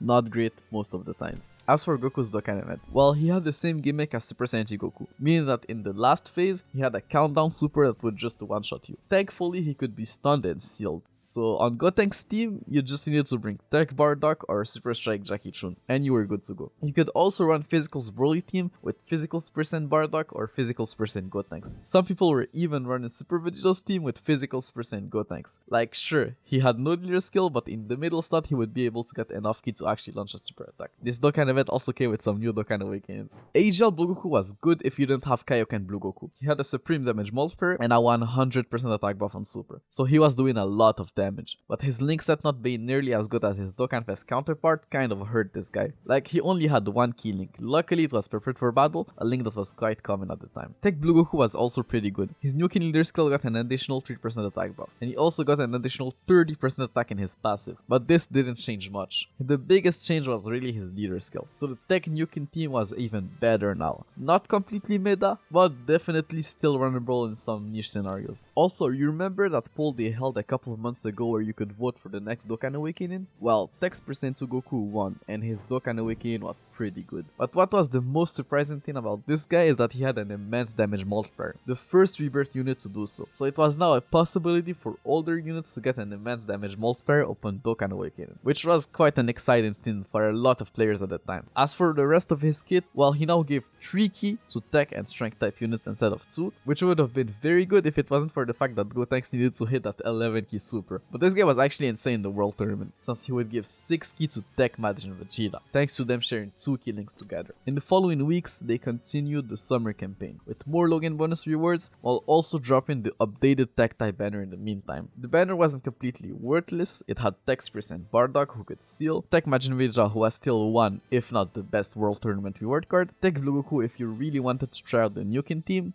and obviously the free Elder Kai for multi-summon. They also dropped another double race banner alongside the new Super Strike Awakening of Int Shield. This new double race banner featured Interlist as well as his new Dokkan Awakening. Interlist was actually insane now. Like, you can tell the devs really liked Turles back then. He now had an all-type streaky type of leader skill, a 50% chance of stunning on super, and gave streaky and 20% attack to all allies when above 50% HP. Like, this was probably one of the best utility units in the whole game. Like, not only could he stun and give 3 ki to your whole rotation, he also gave them attack. Like, that was just so insane at the time. This was already a huge plus for the future Int God's leader. As for Int Shield, well, he was a must for Goku's Prime Battle event. So him getting a Dokkan Awakening was actually pretty huge. Like, even though he didn't get much, almost anything would have helped at the time. Like I already said, Goku's Prime Battle event was just hell. 4 days later, they dropped the updated physical type summon banner, which was, I guess, also not completely worthless since it featured physical Gotenks and Xeno Trunks, both units who were still very good at what they do. The month ended with the 14th World Tournament. Still no changes to the rewards, and the new reward card was Cell Saga Trunks. The funny thing about this guy is that they actually buffed his leader still in global. Like, it was still bad, but not as bad as the GP one. As for his kit, well, he had a supreme damage multiplier, 2 ki and 60% attack when above 30% HP. So like, he could have been decent, but his link set was just so bad. Like, he had none of the main key links at the time. Like, no prepared for battle, over in a flash, or shocking speed. But it was clear now that they were trying to buff the Int type in preparation for the Int type God's leader. They also dropped at the same time a Dragon Ball Fusions banner, introducing 7 new characters into the game. The banner was actually pretty good since it had 3 discounted multis, and each of them would guarantee you an SSR, and every SSR you would pull on this banner was guaranteed to be one of the Fusions unit. But to know if this banner was actually worth it or not, we need to go over the new Fusions units. Bullpen was actually pretty good. She had a supreme damage multiplier while also supporting the entire rotation for 3 ki when above 50% HP. And since she had 4 key links, this girl was just a key battery that could be run on pretty much any team she was on. And one of her key link was Fused Fighters. Like, I know Super Vigil didn't really struggle for key, but this was still a good option to have on his team. Currently, on the other hand, was not as great. Like, he wasn't bad. It's just that people expected more from the fusion of Broly and Goku. Like, he had a supreme damage multiplier with a 20% chance of stunning on super, as well as a 70% attack buff when above 30% HP. It's just that for some weird reasons, they give this guy only 5 key links, and one of them was freaking Berserker, bro. Berserker, possibly the worst link in the game. So yeah, this guy was just a disappointment. Johnny Boo was okay, I guess. Like, he was a debuffer, lowering the attacked enemy attack and defense, and since his link set was pretty decent, you could generally run him on Super Sentry Gotenks team. Pandel was also not bad. She could support the entire rotation for 25% attack, and even though she only had 5 links, 4 of them were key links. So she was also a key battery, just like Bullpen. Not a bad card at all. Barlot could have been great, but he was a nuker, and the nuking meta was kind of dead, unless you were a tech type unit, and could be run under Tech's % Blue Goku's leader skill. His link set was okay, I guess. He had 3 key links, but they weren't the most common ones. Honestly, the fun thing about this guy is that he was the closest thing people had at the time to a Super Saiyan 4 character. Like, if you look at him, especially from the front, it really does look like a Super Saiyan 4 Bardock. Kuliza was, I guess, decent. He had a supreme damage multiplier and a 70% attack buff on super. A very basic kit, but when you couple that with his somewhat strong link set, yeah, this guy could cook. Sheoman was, well, the fusion of Chaozu and a Cyberman, so exactly what you would expect him to be. A self-deleting monster. You would lose 20% of your health every single time this guy supered, which I guess worked with his passive. Like, gave him 3 ki when below 50% HP, but that flat stat buff of 3000 attack was just not enough. If he was getting something like 200% attack and defense alongside the key, he might have actually been pretty decent at the world tournament. But with this kit, you literally would have just died right after launching your first super. The last day of the month, you wouldn't even guess what was teased. The $90 million download celebration. Like, bro, did Dokkan just had 2 download celebration in the same month, almost back to back. Like, bro, Dokkan was wild back then. And it looked like the next Dokkan Fest was going to be Boo Piccolo. So the month of September started with a 90 million download celebration. And the headliner was not Boo Piccolo, but Wuhan. He was, as you would guess, the N-type God's leader. And he surprisingly also came with a new mechanic. His super attack would actually get better as his super attack level would raise. When I mean better, like it had additional effects. When your super attack level was 5 or above, his 12 key would now lower the enemy attack and defense, which as you know was a very strong ability at the time. Thankfully, Toshi felt generous at the time, so Wuhan's super attack was farmable. But just imagine if it wasn't. This would have been like the most pay to win shit ever. Nonetheless, Wuhan was insane. His 12 key had a 30% chance of basically hitting with the same damage multiplier as an SC20 Mega Colossal damage multiplier. And not only did he have that super attack potential effect, he was a nuker gaining 12% attack while also recovering 30,000 HP per key spheres obtained. So for every key sphere obtained, this guy would get 12% attack and recover 3000 HP. Like, bro, this guy was a nuker with an immense damage multiplier that could essentially become an SC20 Mega Colossal damage multiplier. He was just a monster.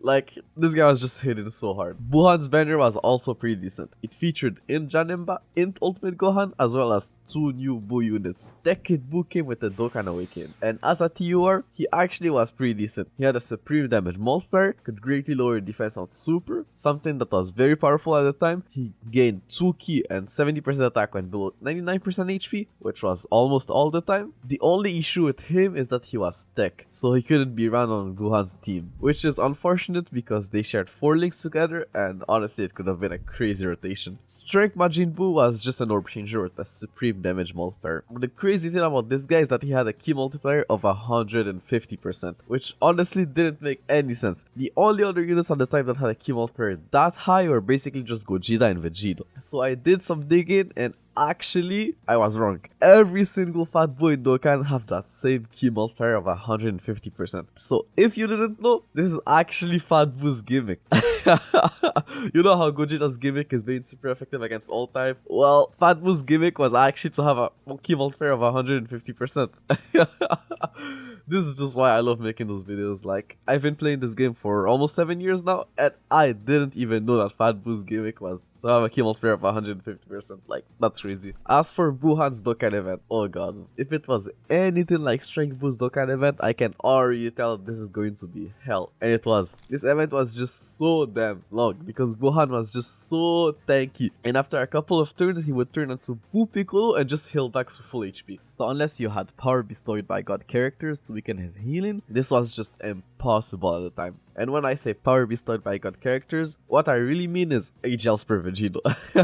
I literally found this comment of this guy saying that he spent 40 stones trying to beat Wuhan just to fail at the end, which might sound crazy today, but bro, at the time the kind of events were so hard that it was honestly a very common thing to do. Even when I started playing the game like 2 years later, I had to do the same thing to awaken my NTUI Goku. So yeah, this was definitely one of the most tedious Dokkan events at the time. At least like I said earlier, Wuhan was farmable in the first stage, and that Strength Wuhan was also not that bad as a character. He could help you in some Super Strike events thanks to his low team cost and Strength type support. And he also had the same mechanic as in Wuhan, meaning that his super attack had a 30% chance of hitting with greater power, which in that case meant that his damage multiplier would go from huge to extreme. The next week, they added some new stages to the Hero Extermination Plan event, and they were also now available every weekend. They also dropped a new Super Strike event and at the same time made Super Strike events permanently available on a daily rotation. I guess to help new players or people who were still struggling with Goku's Primeval event. The Super Strike Gotexes were actually pretty decent. They had very good leader skills. They were like mini gods leaders, while also both being nukers and having the ability to recover HP with candy. So quite good in Kid Buu's Dokkan event. Physical Kid Buu, who was still a top tier unit by the way. Tank Gotenks could also super at 9k when his super attack level was maxed out. So even though they weren't int, they were still very decent in Goku's Prime Battle event. As for the new Hero Extermination Plan event Awakenings, Agel's Sensu Goku was very good. He had a supreme damage multiplier while raising his attack by 50% for 3 turns on super. Gave 3 key to all allies when his HP was 99% or below, and was LR Goku best linking partner, sharing 3 links together, with 2 of them being LR Goku's only 2 key links. So yeah, this guy was just made to be a key battery for LR Prime Battle Goku, which did also hurt him in a way, since he didn't have shocking speed or any of the other major key links. He was literally just made to be run with LR Goku, and that was it. Physical Super Saiyan Goku on the other hand was a lot more versatile. He gave 2 key and 20% attack to all allies unconditionally, but only had a supreme damage multiplier with no additional effect on Super. So he didn't hit as hard as the other Super Saiyan Gokus, but he was seen by many players at the time as the strongest one, simply because of the value this guy provided with his support. So the choice was simple. On a monotech team, you would run the Tech Super Saiyan Goku. If you wanted a good linking partner for the LR Prime Battle Goku, you would run the AGL one, and everywhere else you would run the physical Super Saiyan Goku. Surprisingly, Tech Future Gohan also got his Dokkan Awakening at the same time. You'll understand why later. But yeah, this guy was good. He still greatly stacked attack on Super, and now gained 70% attack and defense when below 80% HP. So not only was this guy very good offensively, but he was also very tanky when below the HP threshold. Him and Tech Super Saiyan Goku were actually at last rotation. They shared 5 links together, with 3 of them being key links. So under Gotenks leader skill, you were guaranteed to super with both of these guys when they were linked together on rotation. A couple of days later, they announced on the news that there was going to be a Q&A held in the Tokyo Game Show, and they dropped a link where you could actually send your questions. I did some research and I couldn't find anything about the questions that were answered, except for one guy who said that the reason why they didn't awaken physical Gotenks with Tech Gotenks, they said that it was because he would have been too strong at the time, and that he was already still pretty good in the current meta as an SSR. But I'm not sure if that is true or not, so if you have any information about that, please let me know in the comments down below. At the same time, they also released the updated Int and AGL type summon banners. The Int type banner was, I guess, not bad if you pulled Int Buhan and needed some Int type units to fill up your team. Like, Interlist was still top tier and probably the best regular banner unit. Same thing with the AGL type summon banner. If you had pulled AGL Vegito and needed some AGL type filler units, they also re-released the Giant Ape banner. But this time, not only did it introduce a new character that we'll go over in a second, it also had the same banner format as the Dragon Ball Fusions banner, meaning 3 discounted multis with 1 guaranteed SSR each. And since the only SSRs on the banner were Giant Ape units, you were guaranteed a Giant Ape unit for those 3 multis. Was it worth it? Well, probably not.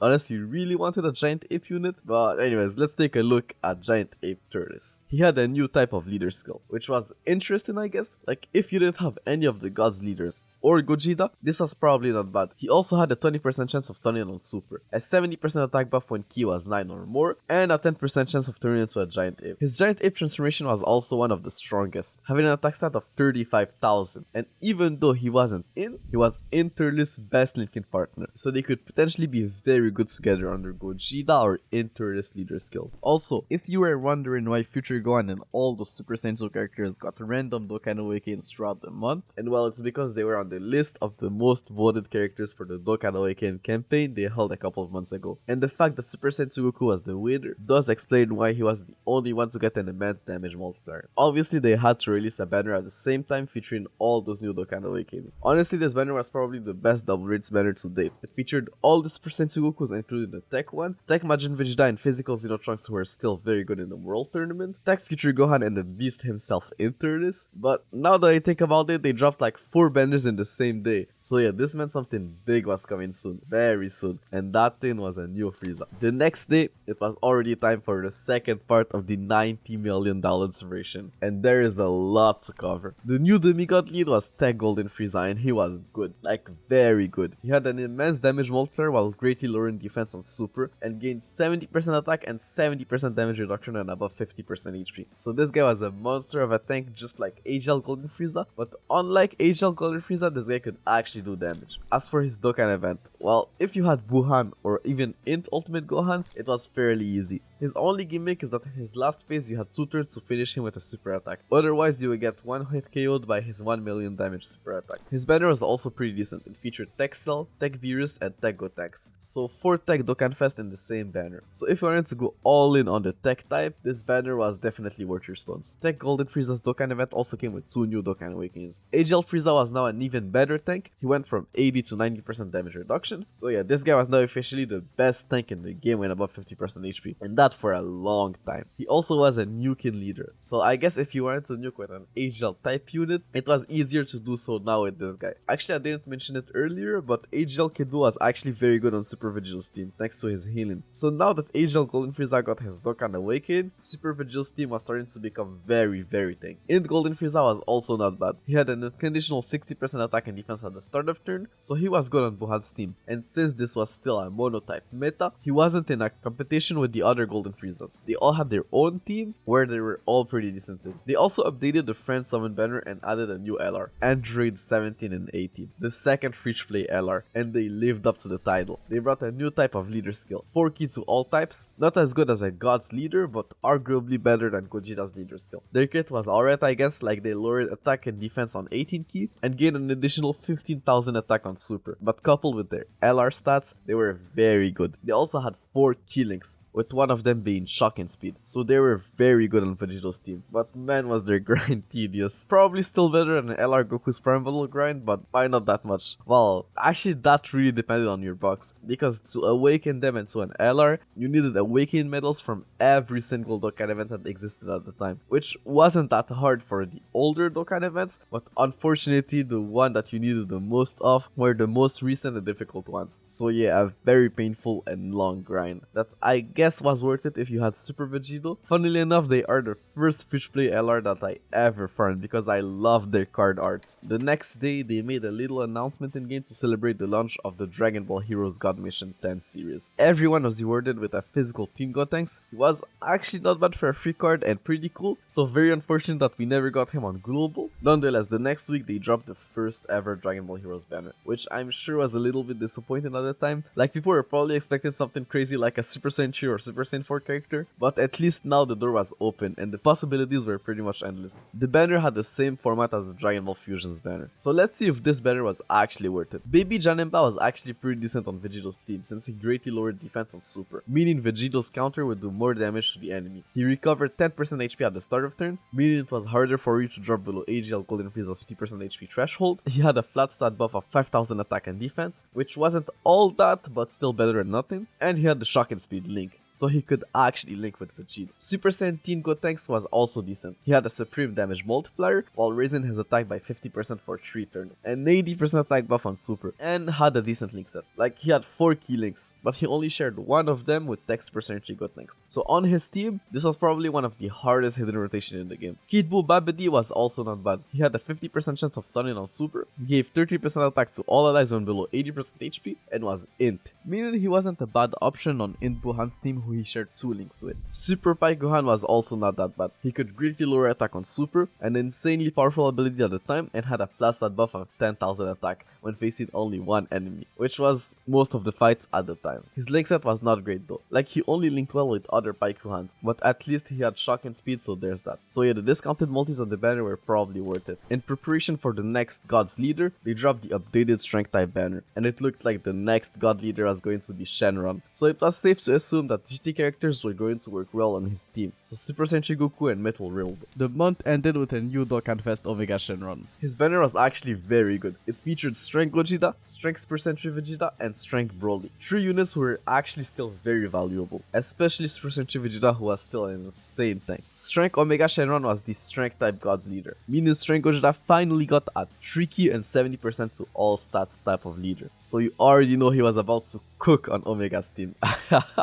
Omega had an immense damage multiplier while greatly lowering defense on Super, an 80% attack buff at the start of turn, and debuffed all enemies attack by 30%, but still seen by many at the time as the worst God Leader. But to be fair, they gapped the whole game, so he was still very good. As for his Dokkan event, well, his gimmick is that he could lock your units, which sucked but not as much since you were still able to bring like a Dende or a Senzu Bean to counter it, and his Dokkan event was also crazy long, since you had to fight multiple Shadow Dragon enemies. The GT Link allowed you to to do more damage in the event, so the strategy was to bring either a full GT team or as many GT characters as you possibly could. His Dokkan event also came with a new free-to-play character and the Dokkan Awakening of Physical Sin Shenron. Ice was actually okay, he greatly lowered defense on Super while also debuffing the attacked enemy with his passive. And since he had the GT link, you could use him to fill up one of your GT teams to help you beat Shenron's Dokkan event. Physical Sin Shenron was solid, he greatly lowered defense on Super, had an 80% attack buff at the start of turn, and lowered all enemies' defense by 30%. The crazy part about this guy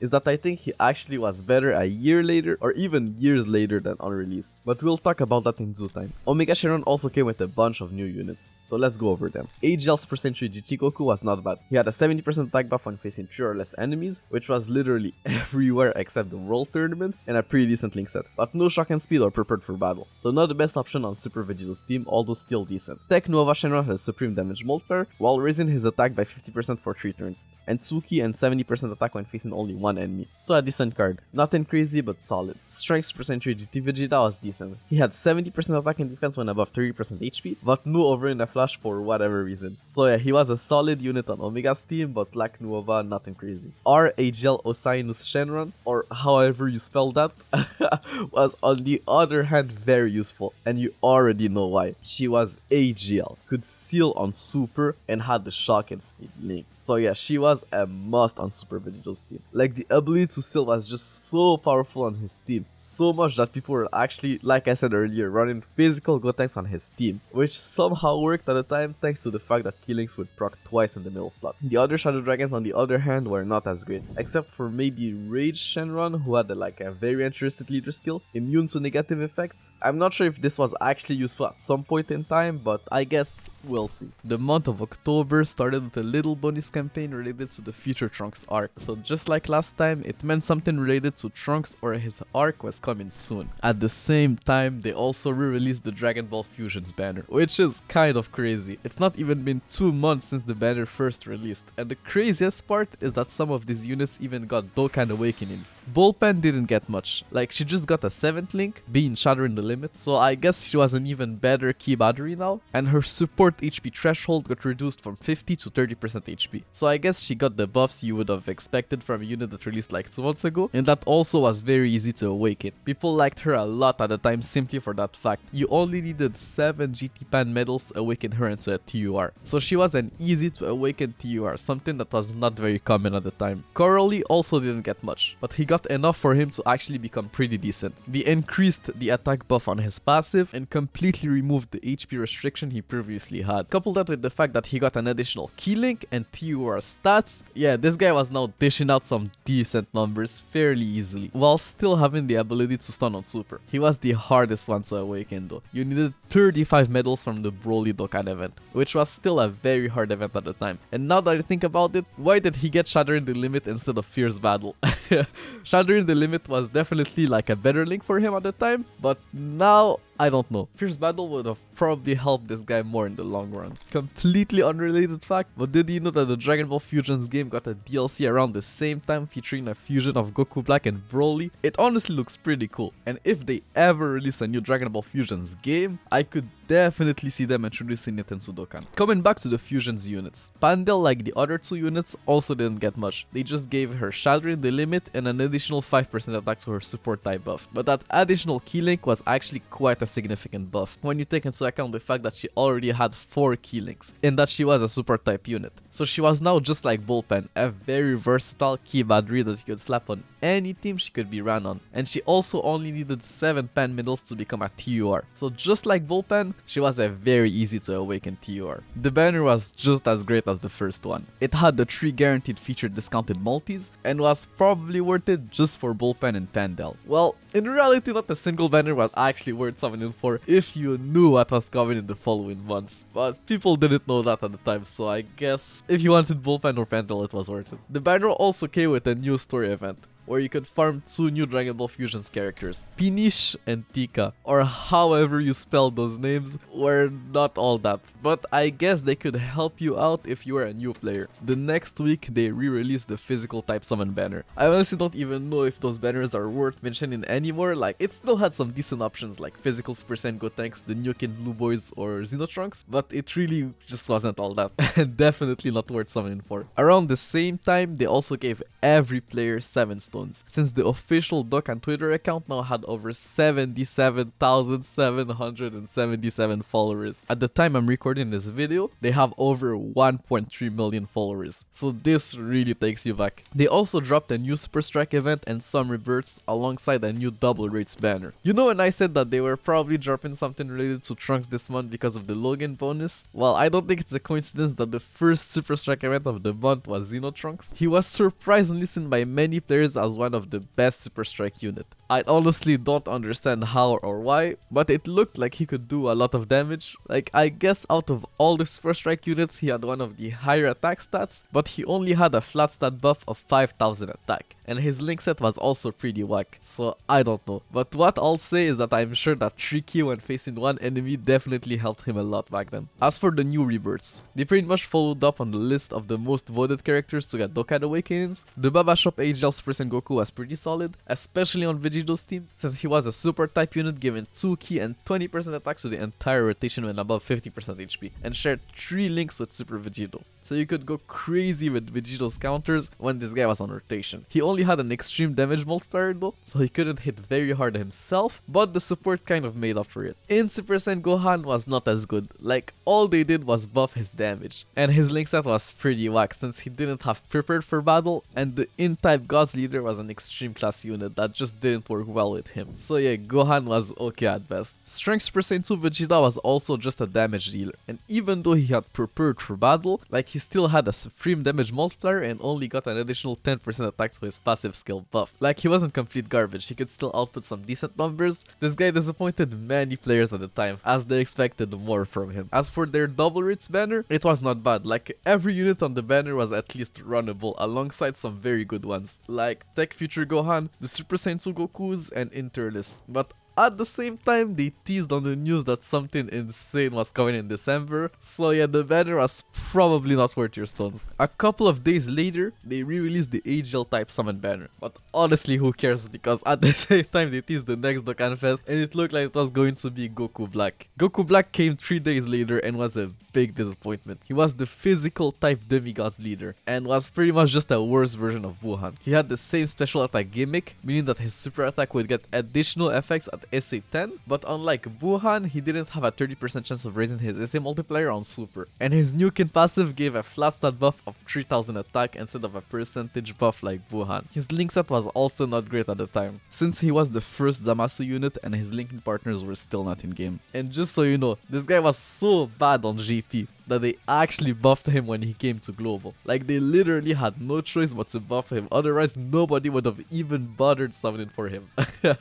Like, that's crazy. His banner was, I guess, okay. Like, it featured physical full power Frieza, physical Kid Buu, physical Broly, as well as the Nukin Blue Boys if you wanted to go that route with Goku Black. But like I said, he wasn't that great. As for his Dokkan event, honestly it was fairly easy if you had Strength Gogeta, Strength Omega Shenron, or AGL Super Vegito. Unlike the other Dokkan events, he had no gimmick, like none at all, so all you needed really is good units who weren't in. He also came with a new farmable Goku Black to obviously not make his super attack effect pay to win. Tech Goku Black was obviously not good, just a safe fodder for physical Goku Black, and his drop rate was apparently very bad. But I think people were just unlucky because I farmed him multiple times in the past and I don't think they changed the rates ever since, maybe I'm wrong, and from what I remember, it wasn't that bad honestly. 5 days later, they dropped the update 2.15.0, which expanded the amount of box space you could have. You could now expand your box space to up to 1000. I never bought box space and I'm currently sitting at 1875 box space and have 1126 characters. This just shows how far the game has come. It was also already time for the 100 million download celebration. It had the typical login bonus rewards but like 10 times better. 5 stones every day for 30 days. Like, bro, that's crazy even by today's standards. rewards. I can only imagine how players felt at the time seeing this. But that's not the only crazy thing it came with. They also dropped an insane special ticket summon banner. It featured literally every single Dokkan Fest character except for Goku Black, who sucked anyways. And for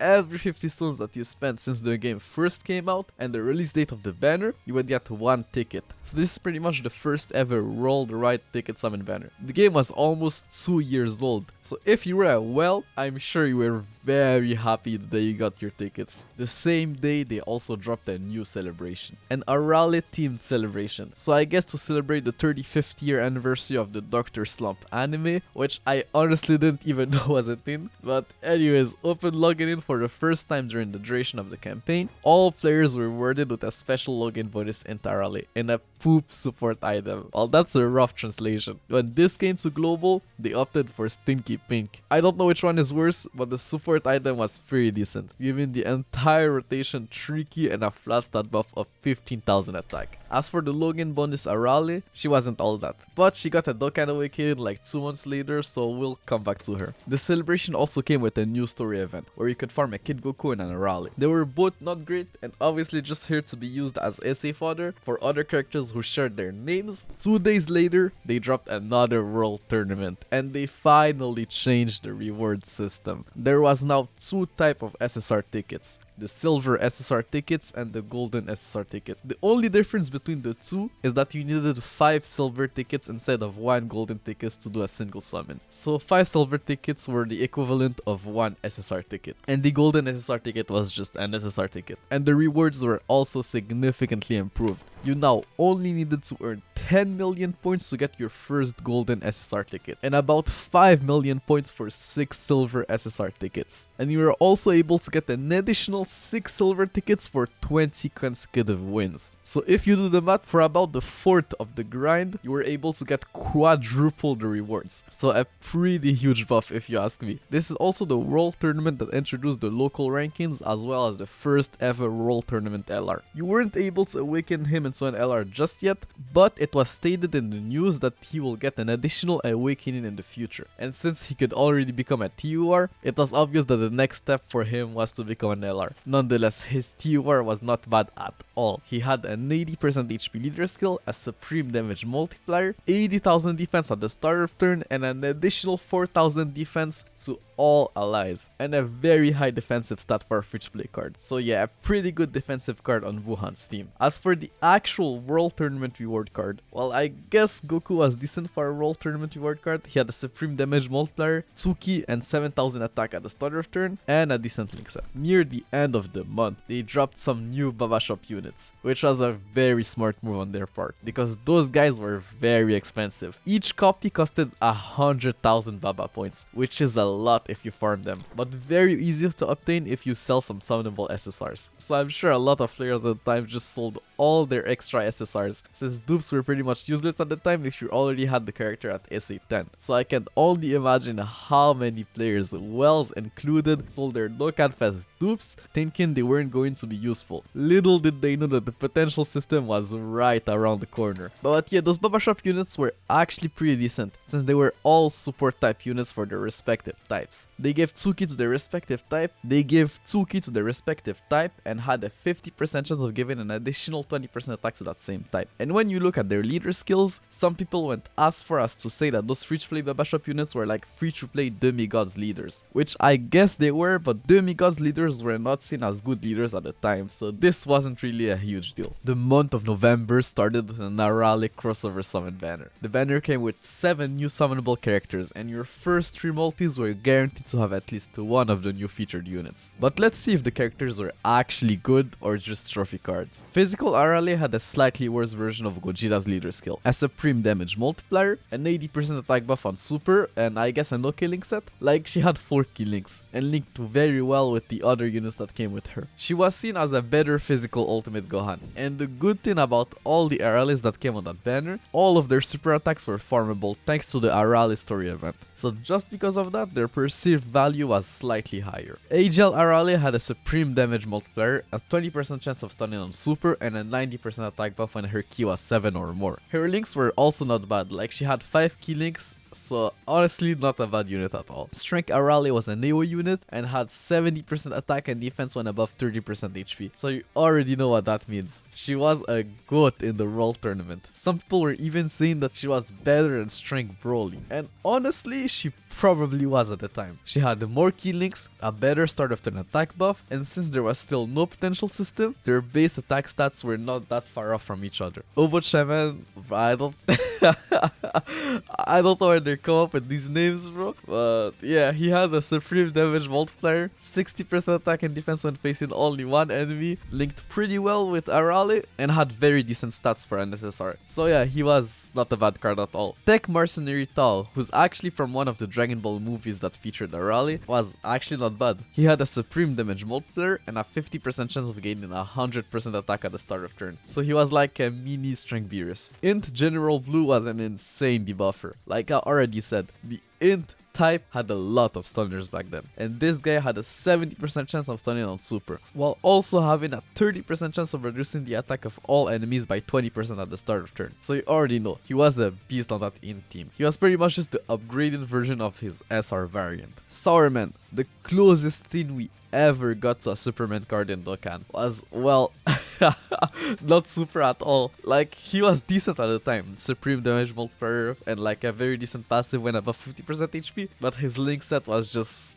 it was just bad, bro. And he would also lose 7% HP with each super attack, which you already know adds up really fast. This banner also came with a new story event, where you could get the necessary medals, awaken the 2 new Arales, and farm some stinky pinks if you wanted to. A week later, they announced on the news that a new warrior will appear in the next episode of Dragon Ball Super on the 13th of November. And I did my research, and yeah, you already know who it was. The one and only Vegito Blue. So it was clear as day now that he was coming soon, very soon. A couple of days later, they released the special family Kamehameha banner, the first of many reruns of that banner. I remember when I first started playing the game, they would legit release this banner every single celebration, and I unfortunately fell for it at the time. Well, Strength Gotenks was kind of a beast with his EZA, but we're getting ahead of time. The banner had 3 guaranteed SSR multi-summons, and the featured units were, I guess, not bad if you're a new player, but the thing is, this banner came up with a new story event, with some new free-to-play characters, and most importantly, Dokkan Awakenings for the family Kamehameha units. So I guess depending on how good their TORs were, and if you cared about Vegito Blue or not, this was maybe worth a multi or two. Agel's percent Gohan start of turn attack buff went from 70 to 90%. Coupled with his new TOR stats and the Shattering the Limit link, I guess he was pretty decent, and a beast in Broly's Dokkan event. Strength Super Saiyan Goku got a more significant buff. His HP condition went from 80 to 30%, so quite a huge jump, and he also now got 3 ki instead of 2, and 5000 attack instead of 2000, so he also became quite good. Strength Goten on the other hand only got like a 30% attack buff at the start of turn, which I guess was still more than what HL Super Saiyan Gohan got, but not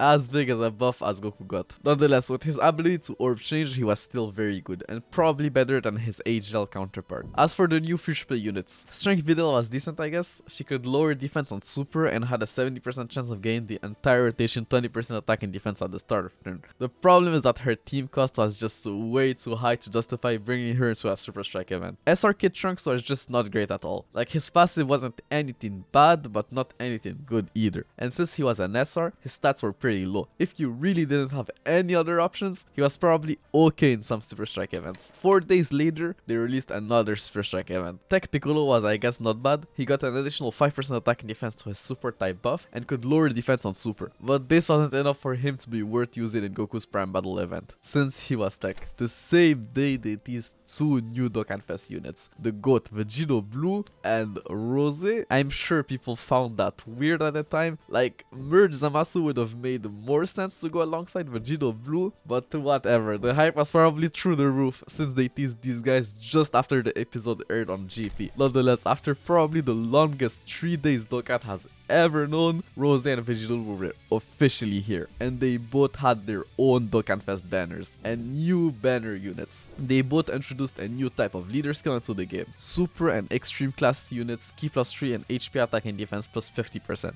This was insane at the time, because it meant that you could now run full teams of Dokkan Fest characters. So the type of the units didn't really matter anymore. You could just summon for the units that were insanely busted and just slap them on their teams. Like you didn't need a specific gods leader to make that specific unit runnable, like they did with the gods and demigods leaders. But what was cool about those new leader skills is that they didn't fully replace the gods leaders. They still had their place in harder Dokkan events where you wanted to go all in on one specific type. So it was actually the most balanced the meta had been so far. Nonetheless, Agel Rose was insane. He had an immense damage multiplier while greatly lowering defense on super, a 100% starter fin attack buff while also giving tricky to extreme class units, and a link set that would only get better with time. So this guy was doing a lot of damage for free, but also made the extreme class team work with key support. Thanks to him, it didn't really matter if the units didn't quite link well together. As long as they were good, they could be put on his team. And the thing with extreme class units at the time is that almost all of them had some sort of debuff, either on super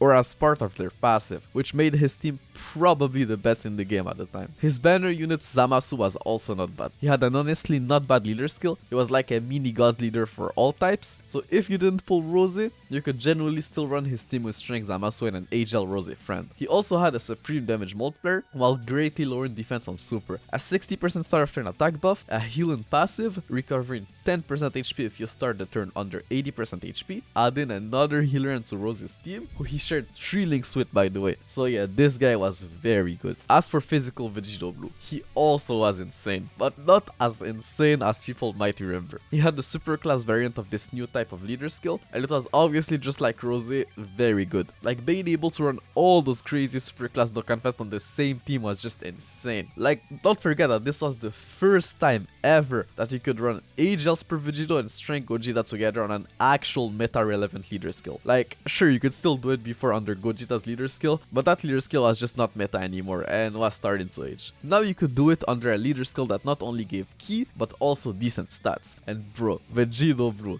Super Vegito and Super Gogeta all shared 5 links together. So yeah, best believe that this rotation was just insane beyond belief. But yeah, Vegito Blue had an immense damage multiplier, a great chance to launch up to 2 additional attacks, each of which had a 10% chance of becoming a super attack. And if you don't know how this worked, the first attack was always guaranteed, and then you had, I think, a 50% chance of launching the second super attack. But what made this guy crazy and probably my favorite unit ever is the fact that he could also counter. So let me get this straight for you. This guy could launch up to 3 super attacks in the same turn, tank normal attacks like Nothing with his 30% damage reduction, and counter them with tremendous power. Like, this was just insane. But the problem is that he had no start of turn attack buff, which wasn't that much of a problem at the time, but don't forget that this was like 2 months before the 2nd year anniversary, and the hidden potential system was still not out yet, so his counter also couldn't crit, and he didn't have the potential chance of launching a 4th super attack, which made a huge difference. Like bro, the difference between this guy dupeless and this guy with 1 dupe was like night and day. This is probably the most dupe reliant unit in the whole game, honestly, even to this day. Vegito Blue, unlike Rose, came with 2 new banner units. Tech Trunks, even though not as good as Strength Zamasu, was still decent. He had a supreme damage multiplier, while raising his attack by 50% for 6 turns on super, an 80% start of turn attack buff when facing 1 enemy, and I guess a not so bad link set due to him having prepared for battle. He also linked pretty well with Tech Future Gohan, so on a mono tech team they were a decent rotation. But the thing is, you had so many better options on VB's team that there was really no point on running this guy, let alone keep him on rotation to stack his super attack effect. Int Mai, even though not crazy, was int and a decent stunner. Like honestly, let's just be real. Like bro, she was just the super class version of Hit, who is literally just Demigra. As for the Dokkan events, well, Rose's Dokkan event was fairly easy if you had Super Vegito, Vegito Blue, or Super Sentry Gotenks, and as long as you understood the fact that Zamasu in the 2nd phase was invincible. Like, I can only imagine how many players tried to kill Zamasu only to realize that he couldn't be killed, and that all you needed to do was kill Rose. Rose did hit quite hard though. As for Vegito Blue, well, if you had all the new Zamasu units, this Dokkan event was apparently very easy, one of the easiest to date. But if you didn't, it was quite challenging since Vegito had damage reduction in his last phase that you could only disable with a Zamasu or Goku Black unit. Like, it was still doable with a God's Leader, but you could easily get caught in the first phase that had 3 enemies of different types. Now let's talk about their banners. They both had 77 hours of the 3 multis get 1 free discount and featured some pretty good units. Rose's banner had physical Goku Black, who was now much better thanks to Agel Rose. They shared 6 links together, which was all their links. Strength Omega Shenron, who was still very good, and Bohan, who was simply a beast, and physical Broly, who could still do a lot of damage. So his banner featured, at the exception of Golden Frieza, every single extreme class gods and demigods leaders. So yeah, a very good banner, and probably a must summon. Vegito Blue's banner featured both Super Vegito and Super Gogeta, 2 units who were still very good, and that both shared 5 links with him, and Agel's % Blue Kaioken Goku and Tex % Chigo Tanks, who both were still able to output some very good numbers. So this meant that this banner featured every single super class gods and demigods leaders that released that year, so also a very good banner. They also at the same time announced the hidden potential system in the news, and it looked like it was going to come out at the end of the month. So in preparation for it, they dropped the first ever versions of the potential orb events. The stages would rotate between the week, but thankfully were available during the weekend. The problem is that you could only run each stage 3 times per week, and they didn't give a lot of orbs. Like, the most amount of orbs you could get in a week is like about 3.5% the amount of orbs you needed to rainbow one single unit of a specific type, and that's the best case scenario. Most of the time you'd only get about 1 to 2% the amount of orbs you needed to rainbow a unit, so you needed to run the event like 50 to 100 times to rainbow a single unit, meaning you could probably only rainbow like 1 to 2 units of a specific type per year, so about 5 to 10 units per year. Like, that's just crazy low. Like, I genuinely don't even know what they were thinking. Toshi had no chill at the time. He really wanted you to buy those hidden potential system packs from the shop. The month ended with, as you guessed it, the update 3.0.0, the update that introduced the hidden potential system into the game. And let me tell you that the hidden potential system at the time was something else. Not only were the potential orbs extremely scarce like I explained earlier, you had to activate each node individually. Like, not just select them individually and then activate them all at once. Like, nah bro, you had to select a node, activate it, and only then you could select and activate another one. Like, that's just crazy. Like, I can only imagine how much time it took to rainbow a unit. Like, just imagine you were a Rel at the time who bought one of the potential orb packs who had like the worst value ever, and like you're so happy and everything, you know, and then you open the potential system tab and realize that you have to activate each node individually to rainbow your unit. And that's not even it, because when you're done 2000 years later, you realize that nothing changed. Because yes, the little rainbow star that you know of today came with a later update. At the time, you couldn't even tell at first glance if a unit was rainbowed or not. Now for how much this update actually impacted the game. Well, at first I thought that this was like a huge update that completely changed the game and how people viewed units, which was the case in a sense, but the problem is that the potential orbs were so scarce that even the biggest of wells only had like a few units rainbowed. Like, there simply just wasn't enough orbs in the game for it to have that much of an impact. Unlike something like the link level update that was essentially free. Like, a lot of links went from being completely worthless to giving some percentage buff instantly. But that's not to say that the update wasn't big. Like, it for sure was. It's just that the impact of the update was spread out throughout the year, and not like instantly when the update came out. Like, it took some time for the player base to actually get their hands on some potential orbs and see by themselves how truly powerful that update was. As for the units who got the biggest impact from the update, well, you obviously had the GOAT physical Vegito Blue, who just became cracked. Like, before the potential system, his counters couldn't crit, and he was only able to launch up to 3 super attacks. Now he was able to launch up to 4 super attacks, launch multiple supers more consistently, because if you don't know how the additionals work, is that the additional chance you get procs with each attack. So for example, if you have a unit that has a built-in additional attack and you give him 5 additionals, those 5 additionals will perk on his first super and second super. So you pretty much have twice as many chances of launching an additional potential system attack with a unit that has built-in additionals. And this also works with counters. So Vegito Blue was an insane slot 1 unit. And since he was, you can guess that Super Vegito was also insane too. And the same thing for physical Broly, who could now launch up to 3 super attacks with each of them having a chance of creating. Gojidatsu was also insane thanks to his super effective against all types. You could just go full additionals on him, which wasn't the case for almost any unit at the time. Like, the APT guys quickly realized that the most optimal route for almost every single unit in the game was to just go full crits. So almost no one went with additionals, let alone dodge chance. Like, bro, dodge chance at the time was just completely worthless. But its time will come, don't worry about that. You also had all the OG leaders, since they were and are still to this day the only units in the game to have the rank S potential system, simply meaning that their potential system gave more stats, while every other Dokkan Fest after Beerus had a rank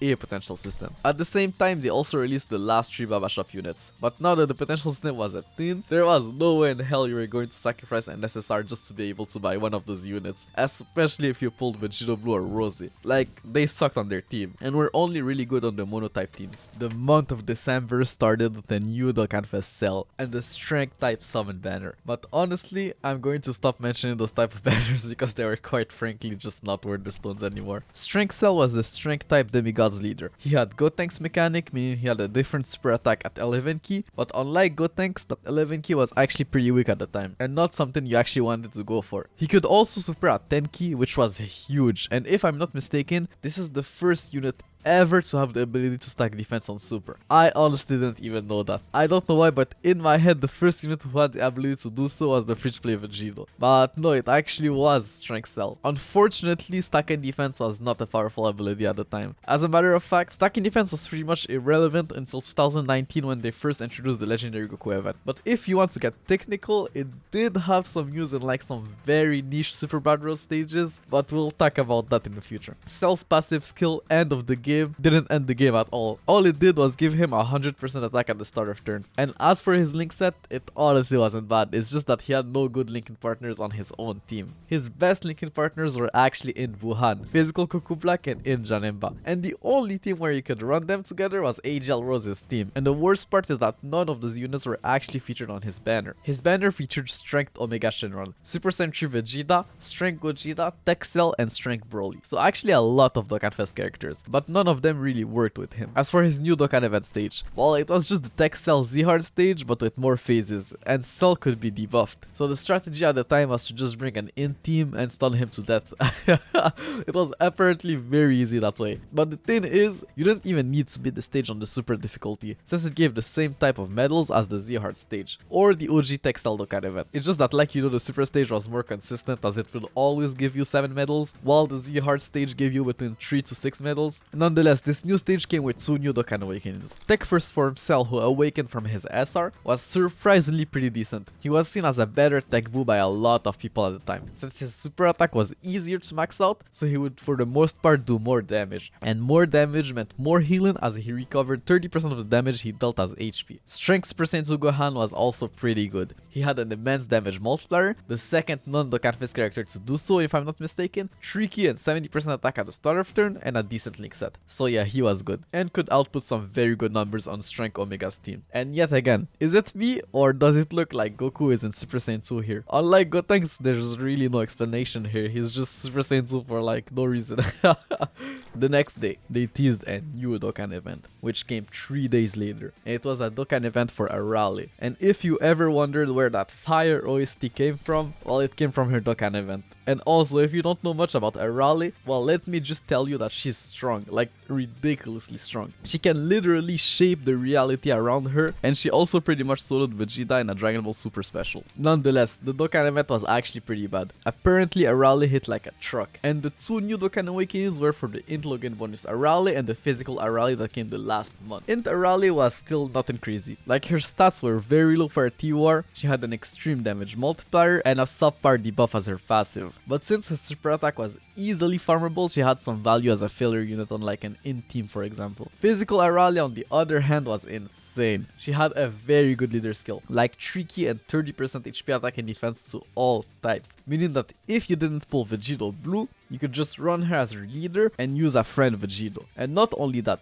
she had an immense damage multiplier, and with the same mechanic as Int Buhan, meaning she had a 30% chance of launching a super attack with greater power, and a 120% attack buff on super. Like, bro, this girl was hitting hard. Her only downside really was her link set. Like, it wasn't really that great, but she had the best Rainbow Leader skill, was one of the hardest hidden unit in the game, and her super attack was farmable. So yeah, she was good, very good. The next week, they released the Baseball Yamcha story event, where you could farm, well, Baseball Yamcha. And yeah, he was just a meme card. But he could stun on super, and the thing with those Yamcha's meme cards is that their team cost were very low, meaning they were actually not bad options on Super Strike events where your team had to have a low team cost. His drop rate was horrible though.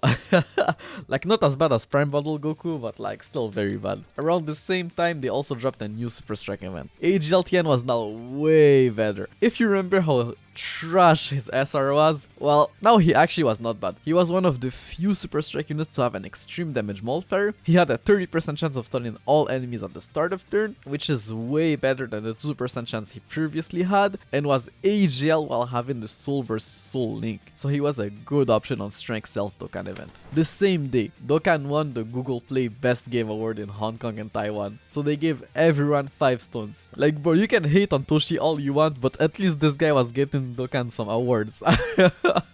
Like, I don't even remember the last time Dokkan won anything. There was a time where Dokkan was getting top gross in almost every single celebration. Like, did the game fell off, or are those waifu games just that good, bro?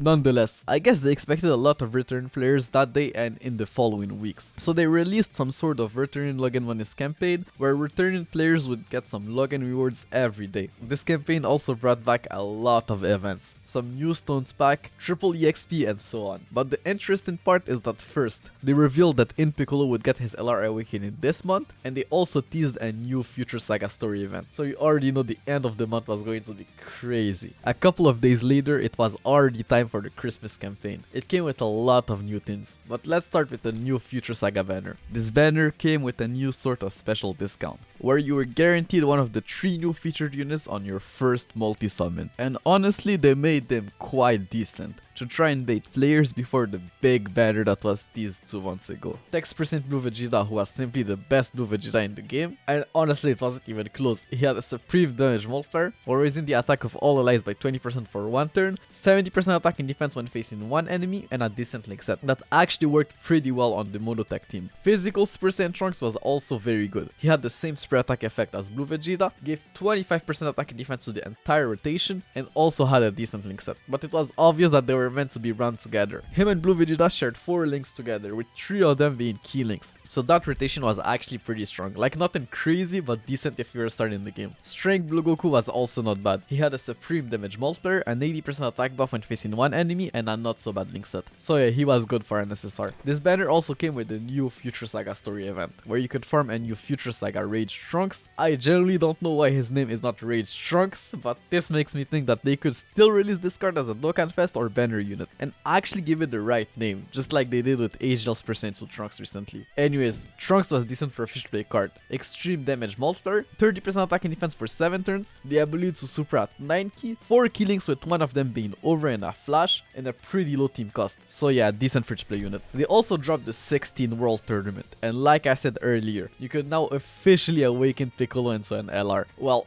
on paper you could, but this guy required 70 World Tournament medals. Medals that, if I'm not mistaken, were only obtainable as ranking rewards, and I'm not sure, but I think in the final rounds of the World Tournament, where you had to pick them up on the board before the AI catches up to you. So yeah, it was a very tedious grind. Nonetheless, In Piccolo was a beast. He came with an insane leader skill, 150% HP. Like, bro, the highest HP we had seen yet was with the Gods Leaders, and it was an HP buff of 100%. And now this guy came with a 150% HP leader skill. So his team was probably the tankiest in the game, since that much HP coupled with Piccolo's support pretty much meant that you didn't need defense. But since you had no key in attack, there was really no point in running this team, other than trying to see how far you could push the HP bar, I guess. His passive was also pretty decent. He had a flat stat buff of 10,000 defense and gave 5,000 defense to the entire rotation. Like, that wasn't a bad support, but the most impressive thing about this guy was his defensive stat. He had